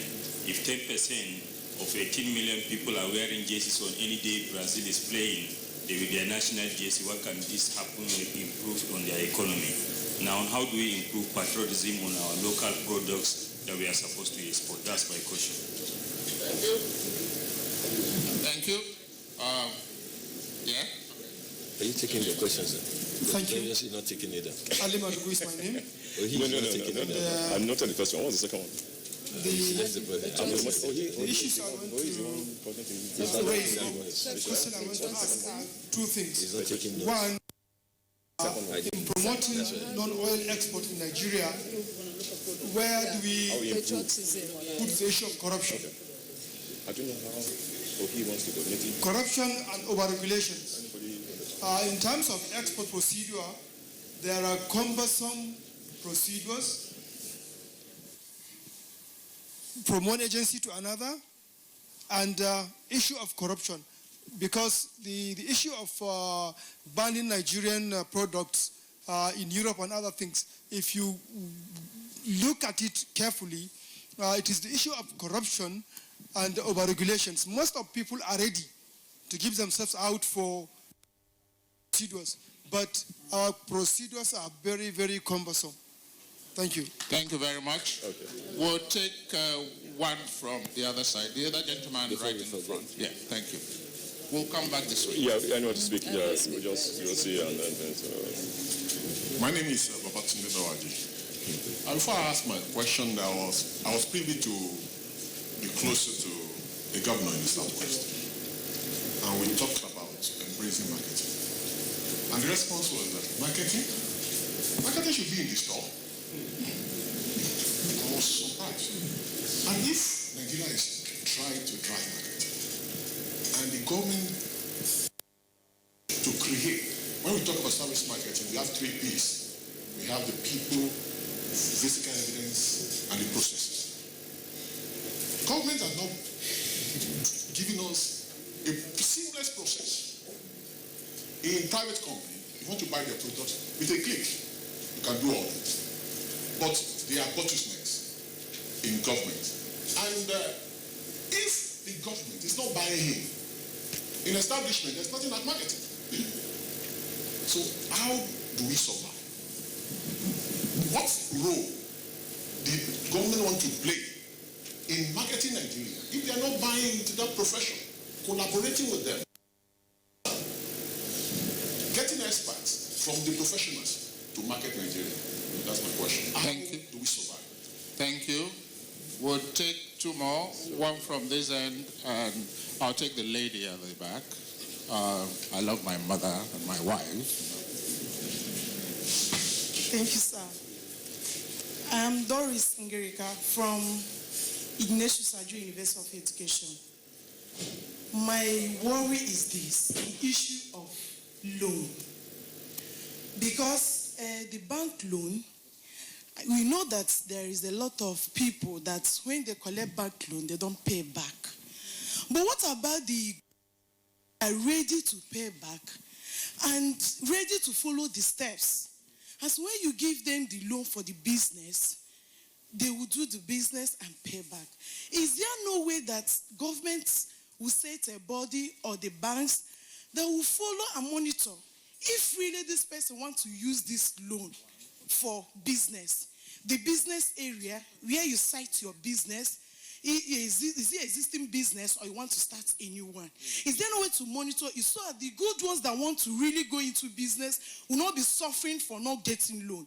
Thank you so much. Thank you. We've taken 5 questions. I know that Mr. Lanko Omoyole would take some more questions. We're in a democracy. How many more should we take?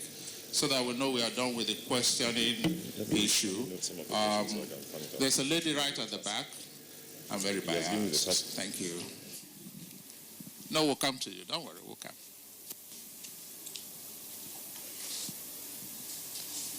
So you tell us your name. Don't bother on what you do, and don't bother about your BVN. Tristan, good afternoon, everyone. My name is Uche Chukwumojeku. I'm the CEO of Udoka Investment. My question, thank you so much for this discussion. I've learned a whole lot. So my question is, marketing doesn't work in isolation about exporting Nigerian products, but I know that at the micro level, you buy into the person before you buy into the product. So at the macro level, Nigeria, what would this organization do to project Nigeria in a good light in such a way that when a product comes from Nigeria, it's bought? It's first of all accepted. I know that presently our brothers in the West, they prefer, in Europe, they prefer to buy things from Ghana, like yam from Ghana. So the question is there anything the organization can do to also start to market Nigeria, Nigerian products? Thank you. Thank you very much. Thank you. Yeah. Right at the back, there's a gentleman there. Right. Sorry, we'll come to you. We'll take as many questions as possible. It's a democracy. Yes, your name and your question. Good afternoon, everybody. Good afternoon, discutants. My name is Onyekachi, Dr. Onyekachi Onubogu. I work in Lagos. We've spent a lot of time. The guys have done a brilliant job on talking about marketing the Nigerian oil sector. But something we've missed in the entire discussion is the second part of it, for sustainable development. If you look at the agricultural, my dad used to work in the Nigerian Groundnut Board many years ago. And so marketing of the non-oil sector had always happened historically. Oil came in, we lost it. And now the norm today, the lingo today, the discussion today is about agriculture, non-oil exports. The point is, how do we drive sustainability in it? Because what happens, and what I fear is the intent about policies, the intent is good. And we have clear directions and brilliant people like all of you on this stage who understand what needs to be done. The problem with us is sustainability, because every time you have a new government, a new administration, there's a new focus. Agriculture had been there before. It's not all the things we're saying today is nothing new. It's a revolving wheel. I grew up, like I said, in a family that exported groundnut through sesame seed to cocoa, and it came and went. Oil prices are going down now, and there's a focus on how do we drive down exports, and that's where we are. But the point is, how sustainability? Because if we don't, we can do whatever I want to do now, like all of you have talked about. In under 3 years, 4 years, a new government will come in and everything will change. So it's about that sustainability to drive development is what I'm keen on. Thank you very much. Thank you. We'll take more. We'll take more here. Okay. Thank you. Okay. How many more? Okay, thank you. My name is DK Bakery Lawrence, and I'm asset member of the Institute. My question is to the keynote speaker, Olusegun Adeniyi. He was one special advisor on the media and communication to the Ministry of Information and Culture, it is presently constituted. From your own words of experience, let's know, does it really support the rebranding Nigerian project? That's one. The second question also goes to my council member, Mrs. Nkechi. Of course, I'm also a member of the NIPR. We talked about, Adeni also mentioned a fantastic nation branding writer, Simon Hancock. And one of the indices that he had identified for rebranding a nation includes immigration, includes the people, includes tourism, it also includes culture. Can we look at the tourism board in Nigeria? Do we think that we have a member of the National Institute of Marketing of Nigeria who should also provide some form of guide on how to market tourism potential in Nigeria? Thank you. Okay. Thank you. We'll pause at this point and go to the panel. So, Mr. Amoyele. Thank you, Mr. Alegbe. Interesting questions that have been asked. And I think we should give pride of place to take on the bullets as we start to the keynote speaker. One or two questions have been directed to you. The two that I would like you to try and respond to, because one has been directed to you in terms of the rebranding project and what to do. I'm sure there are some thoughts the panel will have. Perhaps you want to try and explore some of that. And there was a bit of a generic question that was asked in terms of what do we need to do to get it right. So perhaps you want to just share a few thoughts regarding that. Femi will help me because he knows more about this. I'm a reporter. No. In fact, there's more reason why you should report. So we'll look technicalities. Whether Ministry of Education, Information and Culture. I'm not the place to pass judgment of what the ministry is doing. But I think the job of marketing a country is the job of everybody. It's not for the ministry, it's for all of us here, both in our private capacity and in the official engagement that we do. That will be my okay. Your plate. I'm not a marketer. Okay, great. No, that's fine. That's fine. No, thank you. I think your response is fair, and I like what you've said about issue of marketing Nigeria, the responsibility. You know, one of the questions that, and I just want us to put some balance to this. We each time we talk about marketing the non-oil sector, we keep thinking alone about export, and I keep on trying to redirect us that it's a combination of domestic and export. We get it right domestically, it increases the opportunity on an internal perspective. Let me share a personal perspective, an experience in terms of issue of marketing Nigeria.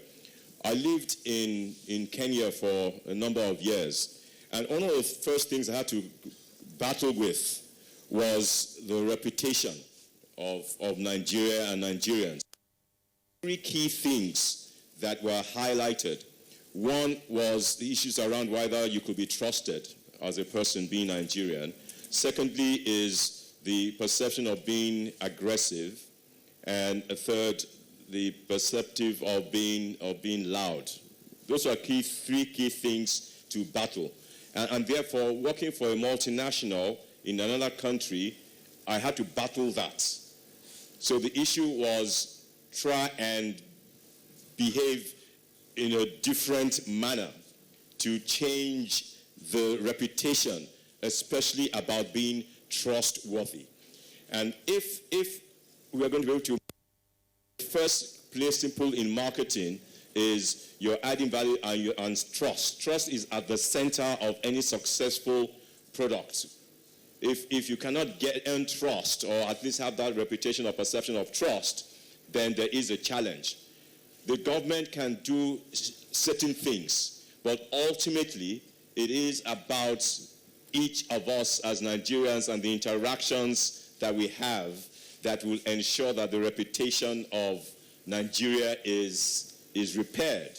And I think that's a challenge that we need to take on. Yes, the government has a role to play, but every person has a role to play in terms of marketing Nigeria. So if India buys a product from me and it doesn't deliver what the promise is, obviously he's going to mistrust brands from Nigeria. And that's something we need to take as ownership in building the Nigerian brand and really succeed in these areas. But then there's some other questions that have come through and that the panelists might want to address. I think there's a question for the President. We'll come to you later on about INOI's specific role in marketing Nigeria. So perhaps you may want to speak to that, Mr. President, later on. So there are some of the questions that have come through that I think that we want to address. There's the issue of corruption. I think that Mr. Oyemi has a few thoughts around that.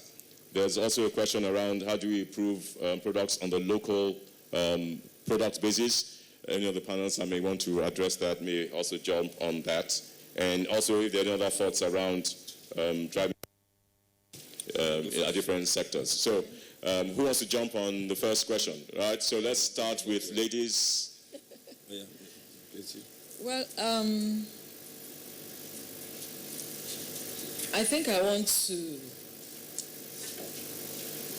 try to answer the question the gentleman over there asked about where do we go from here. It's unfortunate that we seem to always be the last people to do things.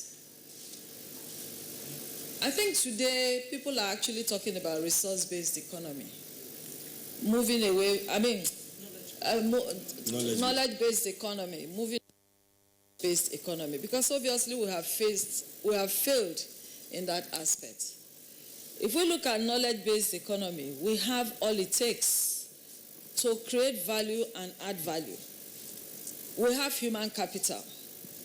But what have we done to our human capital? We have not even been able to invest in human capital. Go to our schools. Go to the tertiary schools. Some of our students cannot even, they can't speak English. All right? We have them in the offices. But having said that, human capital in this country, and we are doing so well all over the world. There's brain drain. A lot of our brains are being drained away from here, and the government is not doing anything. We have them in NASA. We have the best brains in America. In fact, greater percentage of educated blacks in America are Nigerians. So if we have these people, why can't we look inwards and create value? Come up with new standards. Have templates. Right now we don't have any templates. The exporter does not have any templates. The manufacturer does not have any templates. NEPC, yes, you have all the policies, but there's a problem of implementation.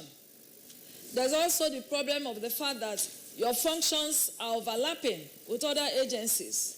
So we don't know who is in charge of what. That issue is also there. So for as long as our manufacturers do not have a template, the people do not have a template, we will still be going here and there. I think it's time again we'll go back to the drawing board. Try to rethink Nigeria. And in trying to rethink Nigeria, we must come up with a program. Dubai does not have oil. Dubai does not have most of the things we have. They have oil, of course. Singapore does not have most of the things we have. All these other countries we are calling Rwanda, they don't have what we have. But they have used their human capital to create tangibles that are adding to their economy. Dubai, for instance, I think last year they had up to $90 billion from tourism. Look at our coastland. Use our coastland to create things that will generate money. In Lagos State, for instance, they are reclaiming the land. All the islands, all the waterways, they are reclaiming them, turning them into building houses on them. These are coastlines that would have turned into tourist attraction, but what do we do with them? Is it our fashion? Okay, look at Nollywood. Nollywood is a good vehicle to sell our culture, to sell who we are. There is nothing we need in this world that we do not have in Nigeria. We have the brain, we have the people, we have the resources. Nollywood, what is their theme? They don't have a theme. They don't have a theme you can lay your hands on. The American dream, we all talk about the American dream. What is the American dream? The American dream is a combination of the American independence and the American Constitution. American independence is about every man is created equal. Then American Constitution talks about liberty. In their films, you see them talking about these two things. You hear them say, leave no man behind. That's a narrative. That narrative alone tells you that America places value on every human being. Do we have a narrative? We don't have a narrative that we fall back on. So for me, I think it's time we go back to the drawing board. Somebody talk of sustainability. Sustainability can only come if government itself is sustainable. Our governments, they change everything. What would have been a shift idea, so to speak? Let's start from where you stopped. Rather than starting from where people stop, they raise whatever the other person has done and start a new thing. So how can anything be sustainable? So, summarizing, we have to rethink Nigeria. Rethinking Nigeria means that we'll also change our mindsets. You and I will begin to be optimistic about Nigeria. If you go to any airport, London, and you see 3 Nigerians talking. They're either abusing government or telling people that Nigeria is not good. Nobody can sell this country except us. So we must begin to learn to put our best foot forward. Why pray governments will rethink and come down to the level of knowing what we have in this country and being able to channel them into ways that will benefit this country. Thank you. Great. Thank you. I think to save, with your permission, we'll try to wrap this up in 10 minutes with your permission. Okay. And just to help the President, the question, last year's conference theme had to do with marketing Nigeria. And these issues were discussed in full. The was presented to His Excellency the Vice President by the NIM President. So NIM together with the government is already in collaboration in addressing these issues. And together with government, the NIM is working to execute some of these issues around marketing Nigeria. So that is work in progress, and we expect that there will be clearly results over time as we go on. But I think your key message, Mr. Ali Balogun, is that every Nigerian should be a brand ambassador in terms of building that. So I would like the conversations to focus on marketing the and things along those lines, even though some of the questions may have deviated slightly, because we have exhausted the issue around marketing in Nigeria. So, but the issue around corruption is what you would like to address? I'll take 3 questions. Okay, but if you can, Femi, if you can make the responses very tight. Thank you. Is this on now? Yeah, okay. So Kachi spoke about sustainability. The first question, after much challenge, came up to us. The most important thing is about what do we do, and then the issue of corruption. In my short 30-something years in corporate management, I've learned 3 things. One, there is the need for a plan or a strategy, and there is a need for a change management program, and then there's the execution in itself, of which the change management program is built in. Central to all these 3 is one important component: discipline. If you look around you, and if you understand this country, and we're being honest with ourselves, it's a missing ingredient in some ways.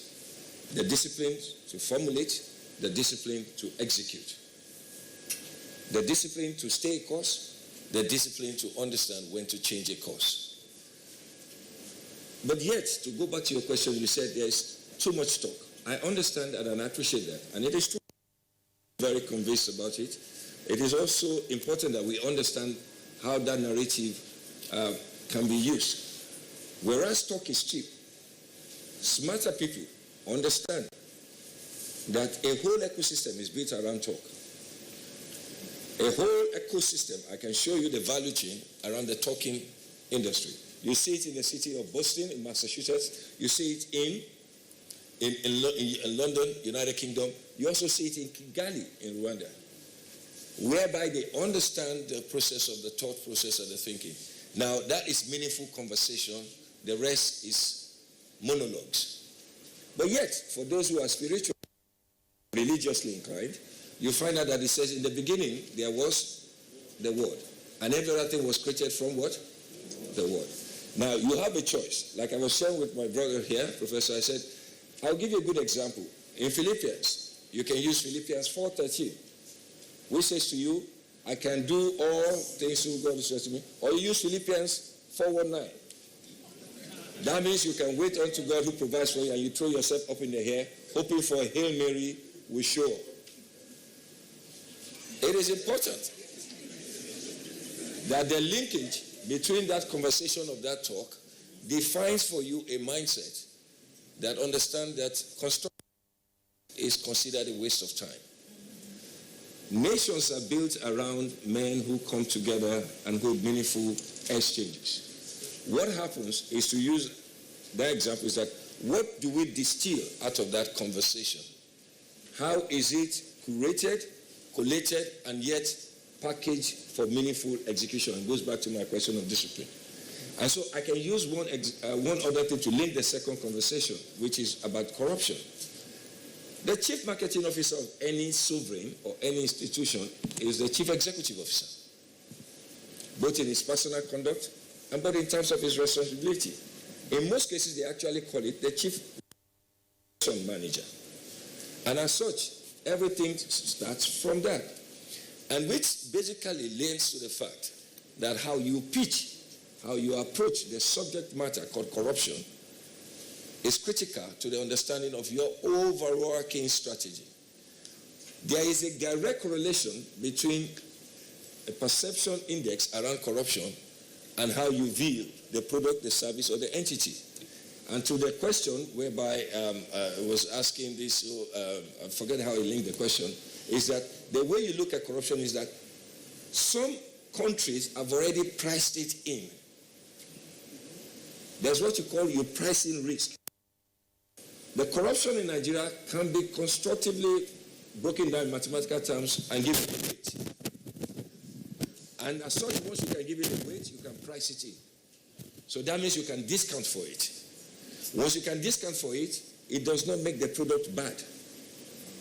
It just tells you that you will discount it by X amount per month. And this is where those of you more knowledgeable professionals must understand that his original question It's about the whole idea, how you construct conversations and talk. Loose talk will create loose opportunities. Where constructed conversations will create an enabling position for you. And that perhaps may link it to my friend who talks about sustainability. Nobody tells a man and a woman who are in marriage how to make it sustainable. Somehow, innately, they understand. But then there are some institutional frameworks around them that helps to keep them in check, that helps to help them keep their union together when they will have obvious conflicts and obvious challenges. Societies are built by men who understand that there is a necessary downtime when our faiths are shaken, when the fault lines that hold all of us together becomes more pronounced. And it's always easier for me to break it down to the man and woman analogy so you can relate with it. When your wife looks at you all the time and says to you, this useless man, why did I even get involved with you? It is at those critical times that define. And this country is faced with one of such opportunities. Is it perfect? No. Is it the worst? Definitely no. Technology and information and challenges and the fact that this generation that is old makes it very clear to you that certain things become more pronounced.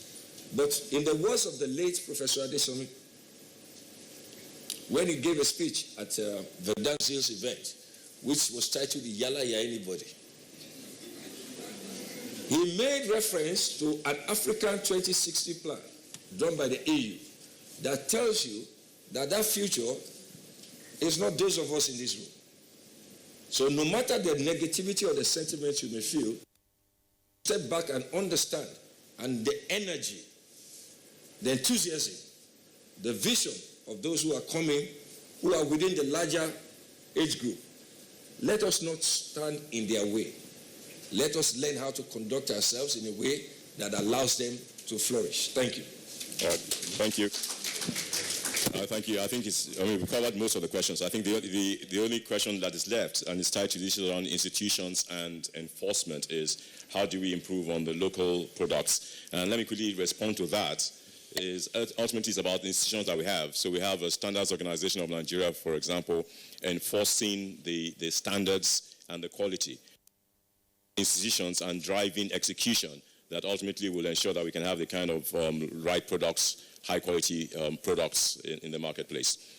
So I think with your permission, so that we do not overextend the time and the talk, I'd like to thank again all the panelists and thank Mr. Segun Adeniyi for the stimulating keynote, which I think has helped the panelists have this conversation. And thank you for all the questions that have been asked and the questions that have not been asked but are in your hearts. But we believe that this has been useful seed, and we hope to get from the rapporteur a summary of the conversations that we can then go straight into.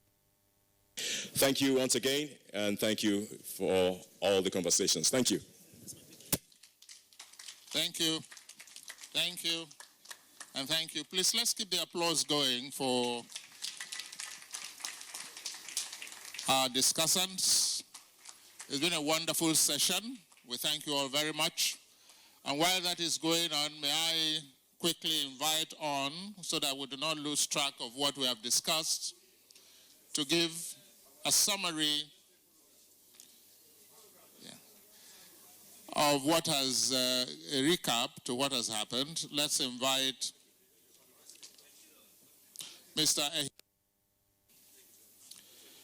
the Vice Chairman of the Events Planning Committee, also a member of this august body, to wrap up. Thank you. Thank you, Ohi. Are we waiting for the photo ops?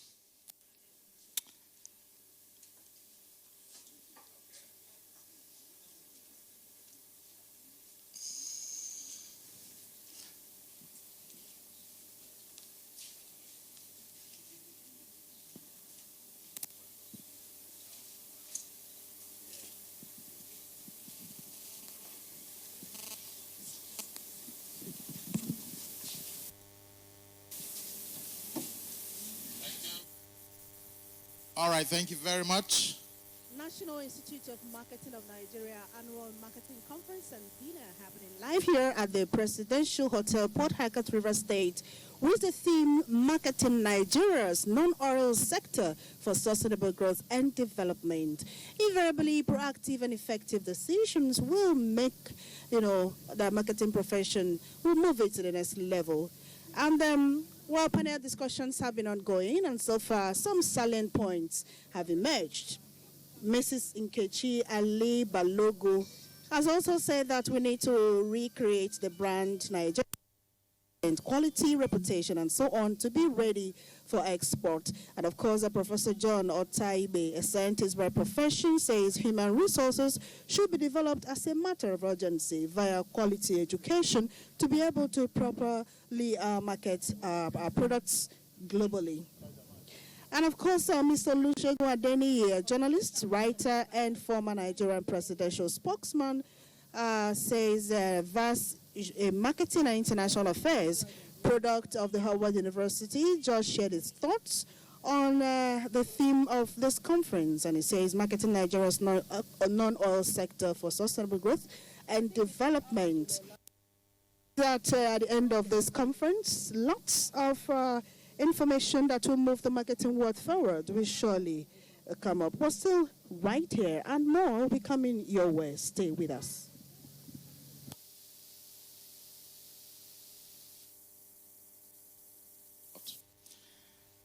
When Segun, the guest speaker, spoke, he gave the story of the two beggars. I thought that was instructive. When one of the beggars said, "What does a pastor know about marketing strategy?" I hope you got that message. Now, he moved on from there to say that marketing is a way of life and it requires a lot of what? Common sense. And I think we all agree with him. A lot of data. And I think this particular one is instructive. An FIRS report, Federal Inland Revenue Service 2018, showed that the non-oil sector contributed 54% of the total revenue of that year, which was 5.2 billion naira, 54%. I think that says a lot. Because currently, 90% of our foreign exchange comes from what? From oil, in terms of the dollar component. And I think we need to begin to really look at the non-oil sector. Now, he gave the example from Simon Anholt, a nation branding expert, from an advertising executive, who says marketing is at the heart of what makes rich countries to continue to be what? Rich. When they are rich, they continue to be rich. Marketing is at the heart. So marketing is the engine of growth. And I think that has to do with also the theme, the institute, because what I also heard continuously here was creating value from almost all the speakers. I think we'll just move on quickly, because what he also talked about was commodity products sector, talked about cocoa, talked about sesame seeds, talked about cashew. He talked about cashew and fermented cocoa, fish, and the rest of them, soya bean. Now, the key here is that we need to improve the quality of this product, because what we really send outside of Nigeria are just the primary products in their raw form, and then they process them and send back to us at a profit. So we need to do something. Segun also talked about rebranding Nigeria that is crucial for us to make any impact globally. The moderator too, Langpe, talked about his experience in Kenya. He was confronted with 3 challenges. 1, Nigerians cannot be trusted. 2, Nigerians are too aggressive. Wherever you see a Nigerian, anywhere in the world, you know, are you from Nigeria? It's always the question. Maybe the way we, Nigerians know they carry last, Abi. Then the 3rd one, and I think it's something we can turn into an advantage. The 3rd one, he said, oh, Nigerians who are too what? Loud. Anyway, so he had a problem fixing those perceptions in Kenya. For doing a great job in Nairobi. Now we continue with, there are a lot of opportunities with the export market. Even the American government have what they call AGOA. But your quality must meet what? International standard. AGOA is the African Growth Opportunity Act. And Nigerians, there are advantages there but there are also processes and protocols that we have to meet. Unfortunately, we like cutting corners. It's a big problem in Nigeria. We must admit that we have problems that we need to fix, which was the example by a professor when talking about the epilepsy patient. You want to hold somebody, you should do what? Hold yourself first. We need to look inwards, do some self-reflection. How do you borrow? It's about another experience. Somebody coming to borrow money and say, please do it quickly. I want to go and use the money for what? Burial. And Nkechi referred to her experience when she was in the bank comparing Nigerians and Indians. That problem is still there today. Nigerians, a lot of genuine applicants for loans don't get it because of the bad experiences the banks have had to go through created by Nigerians. You borrow this money, the next thing you want to marry a second or third wife, you want to go and take a chieftaincy title. The banks will not treat your application. It's a big problem and it's affecting SMEs today who want loan. Those that will genuinely pay back, they don't get these loans. So we thank you for sharing that perspective. I think the other important point that Shegun made was governments are supposed to be the greatest marketers, but the people that will provide the tools and the support are professional marketers like us. So we need to work in tandem with government to build a great brand for Nigeria. Now we go to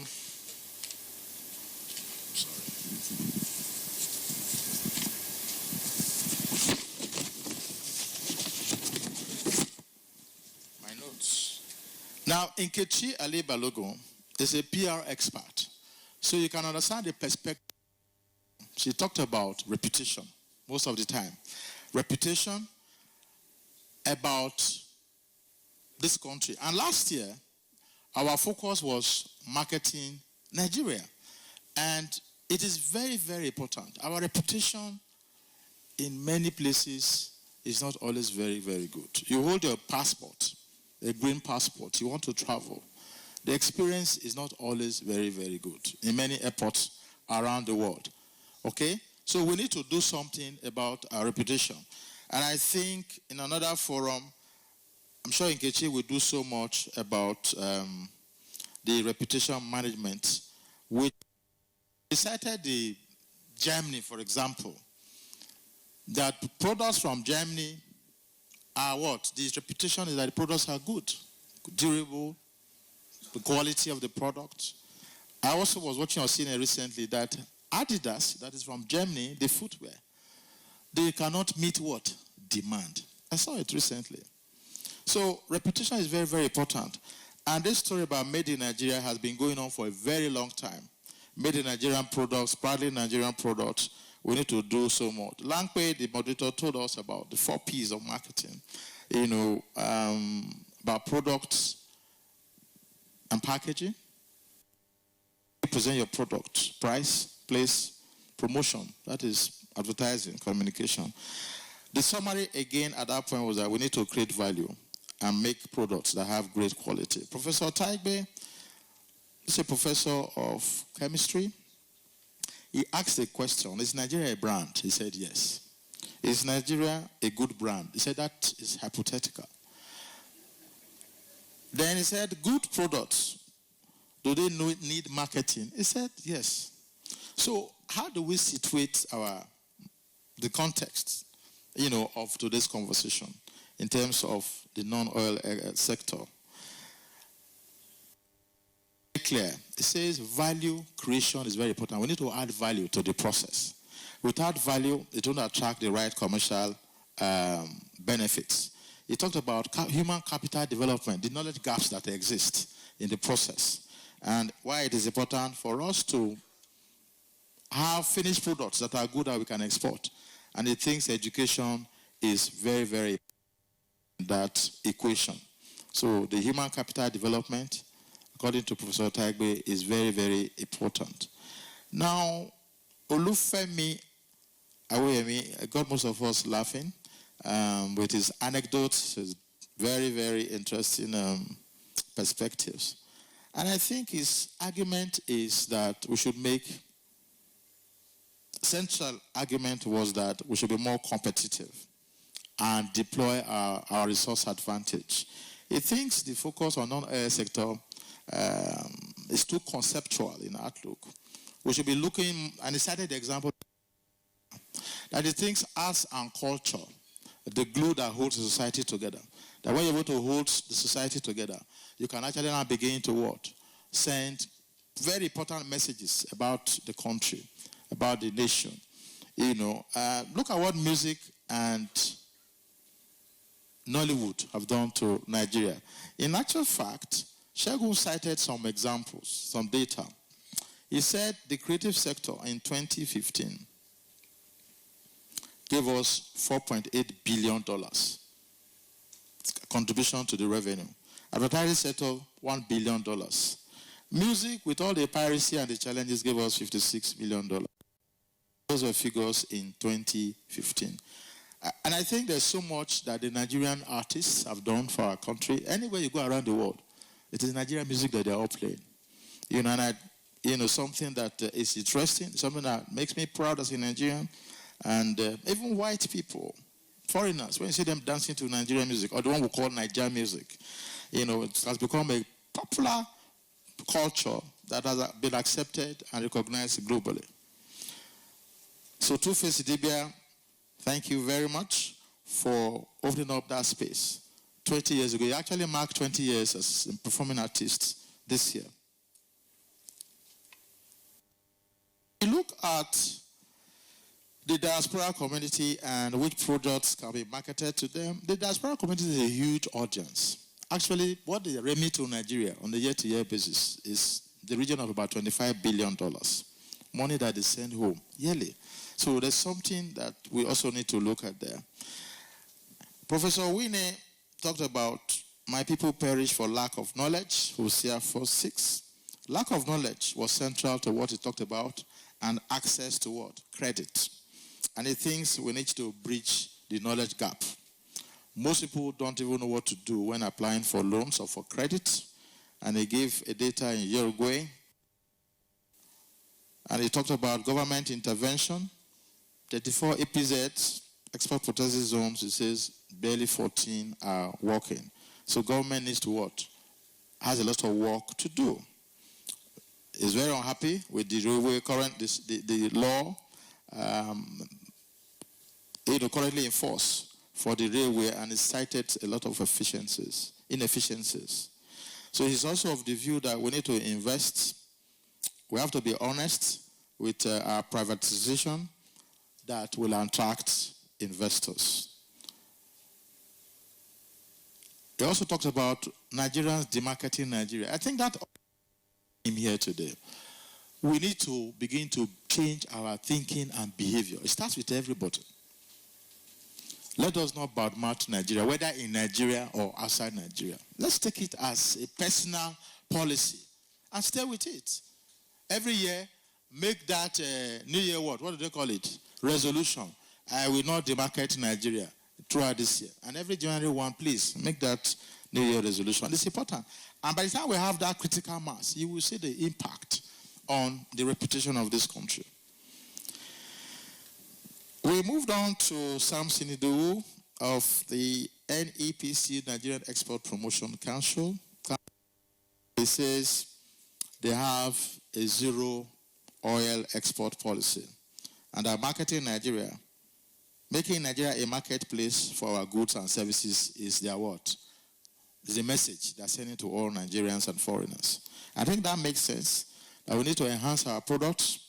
We need to do more with the government agencies, and then engage with government agencies more, and then create value. He talked about non-formal exporters, the briefcase exporters, and the problems that they are creating for genuine exporters. And I think we moved on from there to 30,500 to register. That most exporters don't want to register with NEPC. So I advise them to also come and register. And that the requirements, legal requirements, and other requirements, they can get from the government agency. This moderator talked about fashion and food and what we can do in that area. And several examples were cited with the Adire that is big here in Ogun State. He talked about packaged jollof rice. There was one time we read in the papers that they were bringing jollof rice from outside of Nigeria into Nigeria. And I think that is something we need to worry about.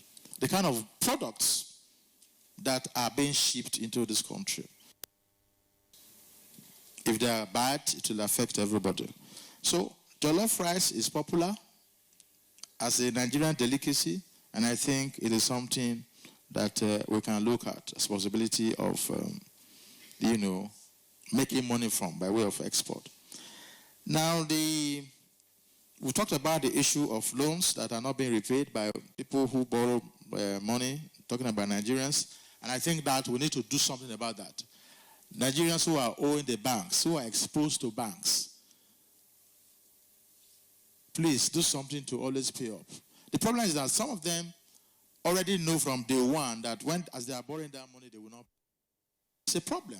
Most of the banks are exposed because of loans that are not being repaid. It's bad behavior, and we need to accept it and tell ourselves that. Professor Taigbe also came back and talked about government policies. There has to be consistency. He says there has to be a synergy between the structural dimension and the institutions. He says we need to redefine who we are as a people, and at the same time, government needs to also provide a lot of incentives to encourage entrepreneurs and those who plan to do a lot of exports. But overall, quality was very emphasized.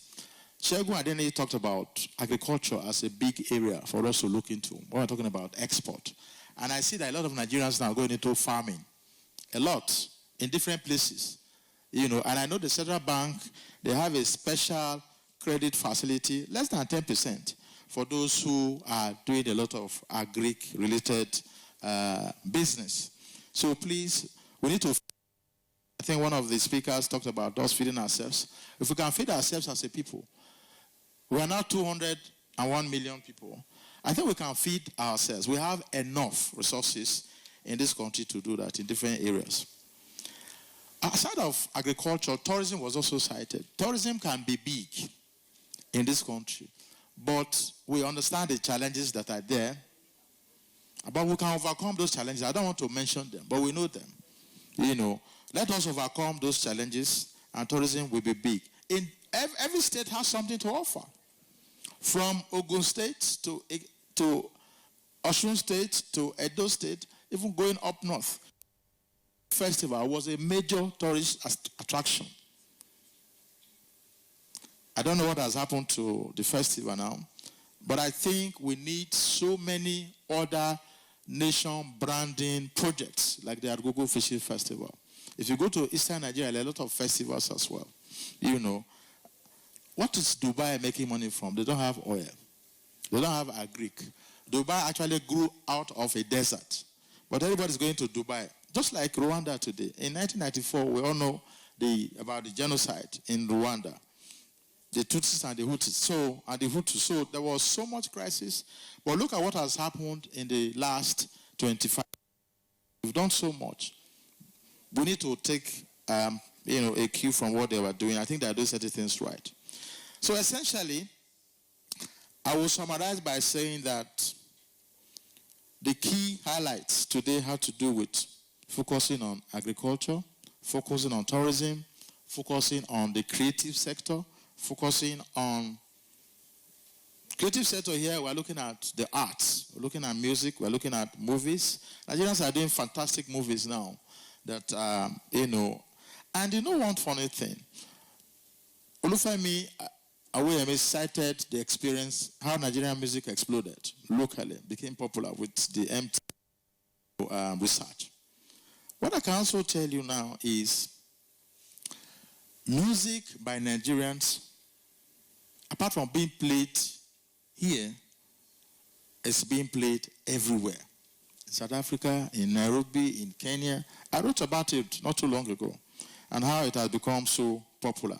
So it is something that we need to be proud about. The other key thing that we talked about here was creating value, essentially. Value that will attract the right benefits. The example cited by Olufemi was that out of all the states in Nigeria, only 12 states as much as 20 billion or more IGR every month.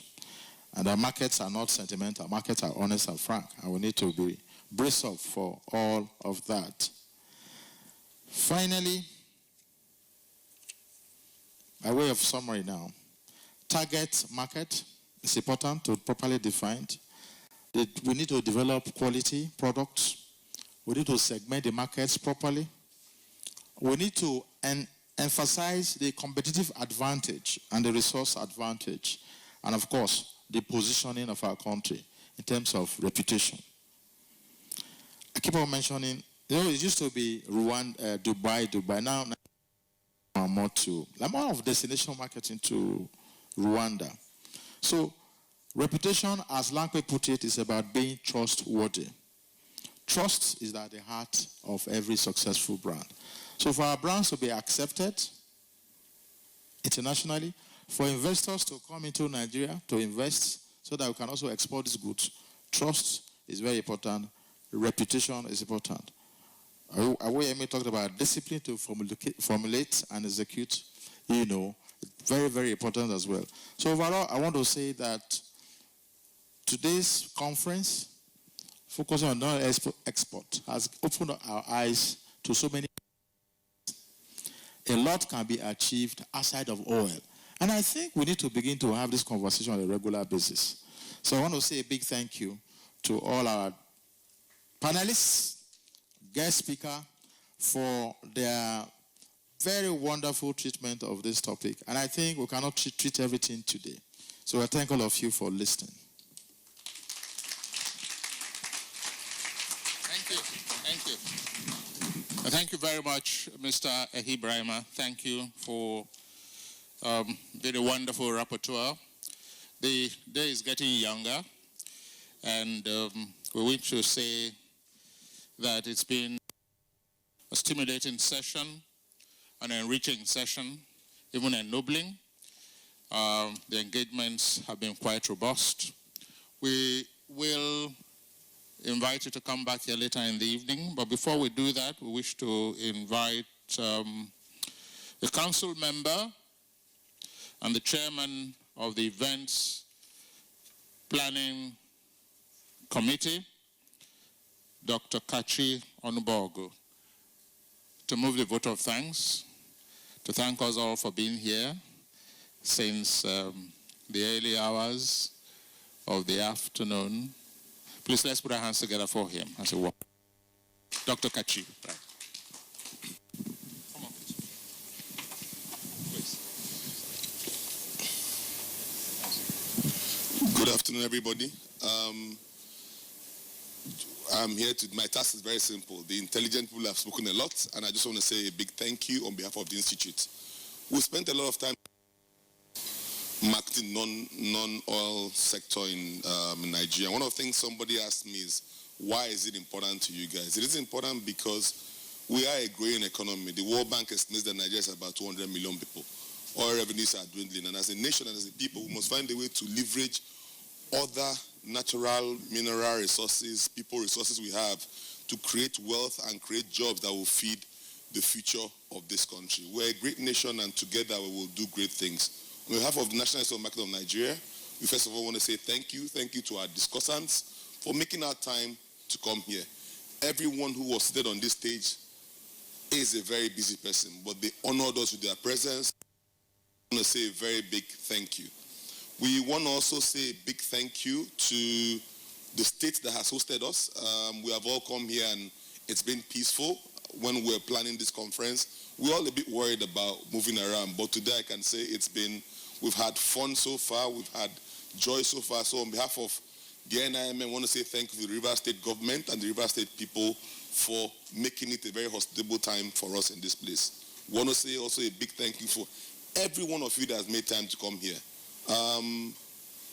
It points to your belief and first of all, your love for our institute, but more importantly, for your belief that, look, as a nation, there's so much we can do and to drive our belief that, look, we can grow our wealth as a nation by looking for alternative means to generate wealth for this nation. So I want to say thank you for making that time to come. I know you're busy. For some of you, it's a working day. but you've all made time to come and join us. So I want to say a big thank you. More than that, I also want to thank the hosts, the NIMN and the council members. A lot of you have come from far and near, from Lagos, Ibadan, Abuja, Kano, to Port Harcourt. It's a great thing, because for me, it speaks to the unity of our big nation, our diverse nation. It speaks to our belief that, look, we have a great indivisible nation. It speaks to every one of us in this room is passionate about who we are and what we can do as a nation. So I want to say a big thank you for all of you for making our time to come. And I hope that next year, the president has spoken and he says, we will ensure that this is not a talk shop where we speak every year and move on, but we'll develop actionable steps that together as an institute and as supporters and believers in this institute, we can use to drive the message forward in our great nation. So again, I want to say thank you for coming, thank you for making our time, and God bless each one of us as we go back. Thank you and God bless. Thank you, my brother. Thank you. One key achievement of the conference in Port Harcourt has been to determine who the actual clients for Nigeria's non-oil sector are. And I must say that it's been a resourceful and worthwhile venture. Thank you for staying tuned on the network service of the NTA. On behalf of the entire outside broadcast crew of the NTA Network Center Port Harcourt, I am Minna Adobe Okobase. Enjoy the rest of your day.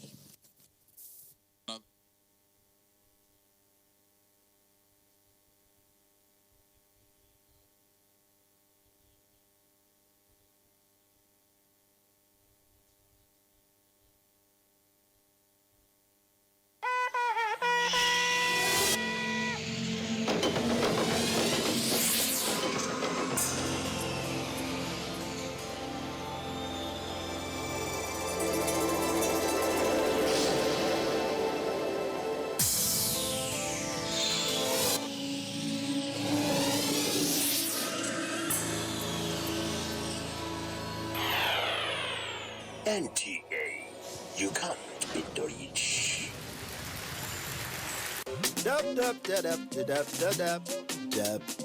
Yes. One day as I did dab, they go. Now I see my neighbor on top electric pole. Don't be hammer you hold so. Before. So, climb every day. Come on, electric bill. You no gree pay. Waiting concern you for there. I beg you. Come over here. Okay, oh. I don't talk my own. As I dab reach house.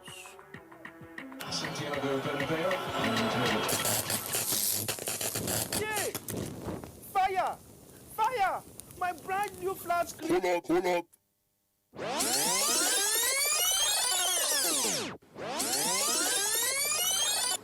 Waiting concern you for there. I beg you, come over here. Government property, now my property. If you don't come down now, I go report. Not be only report. Now report card.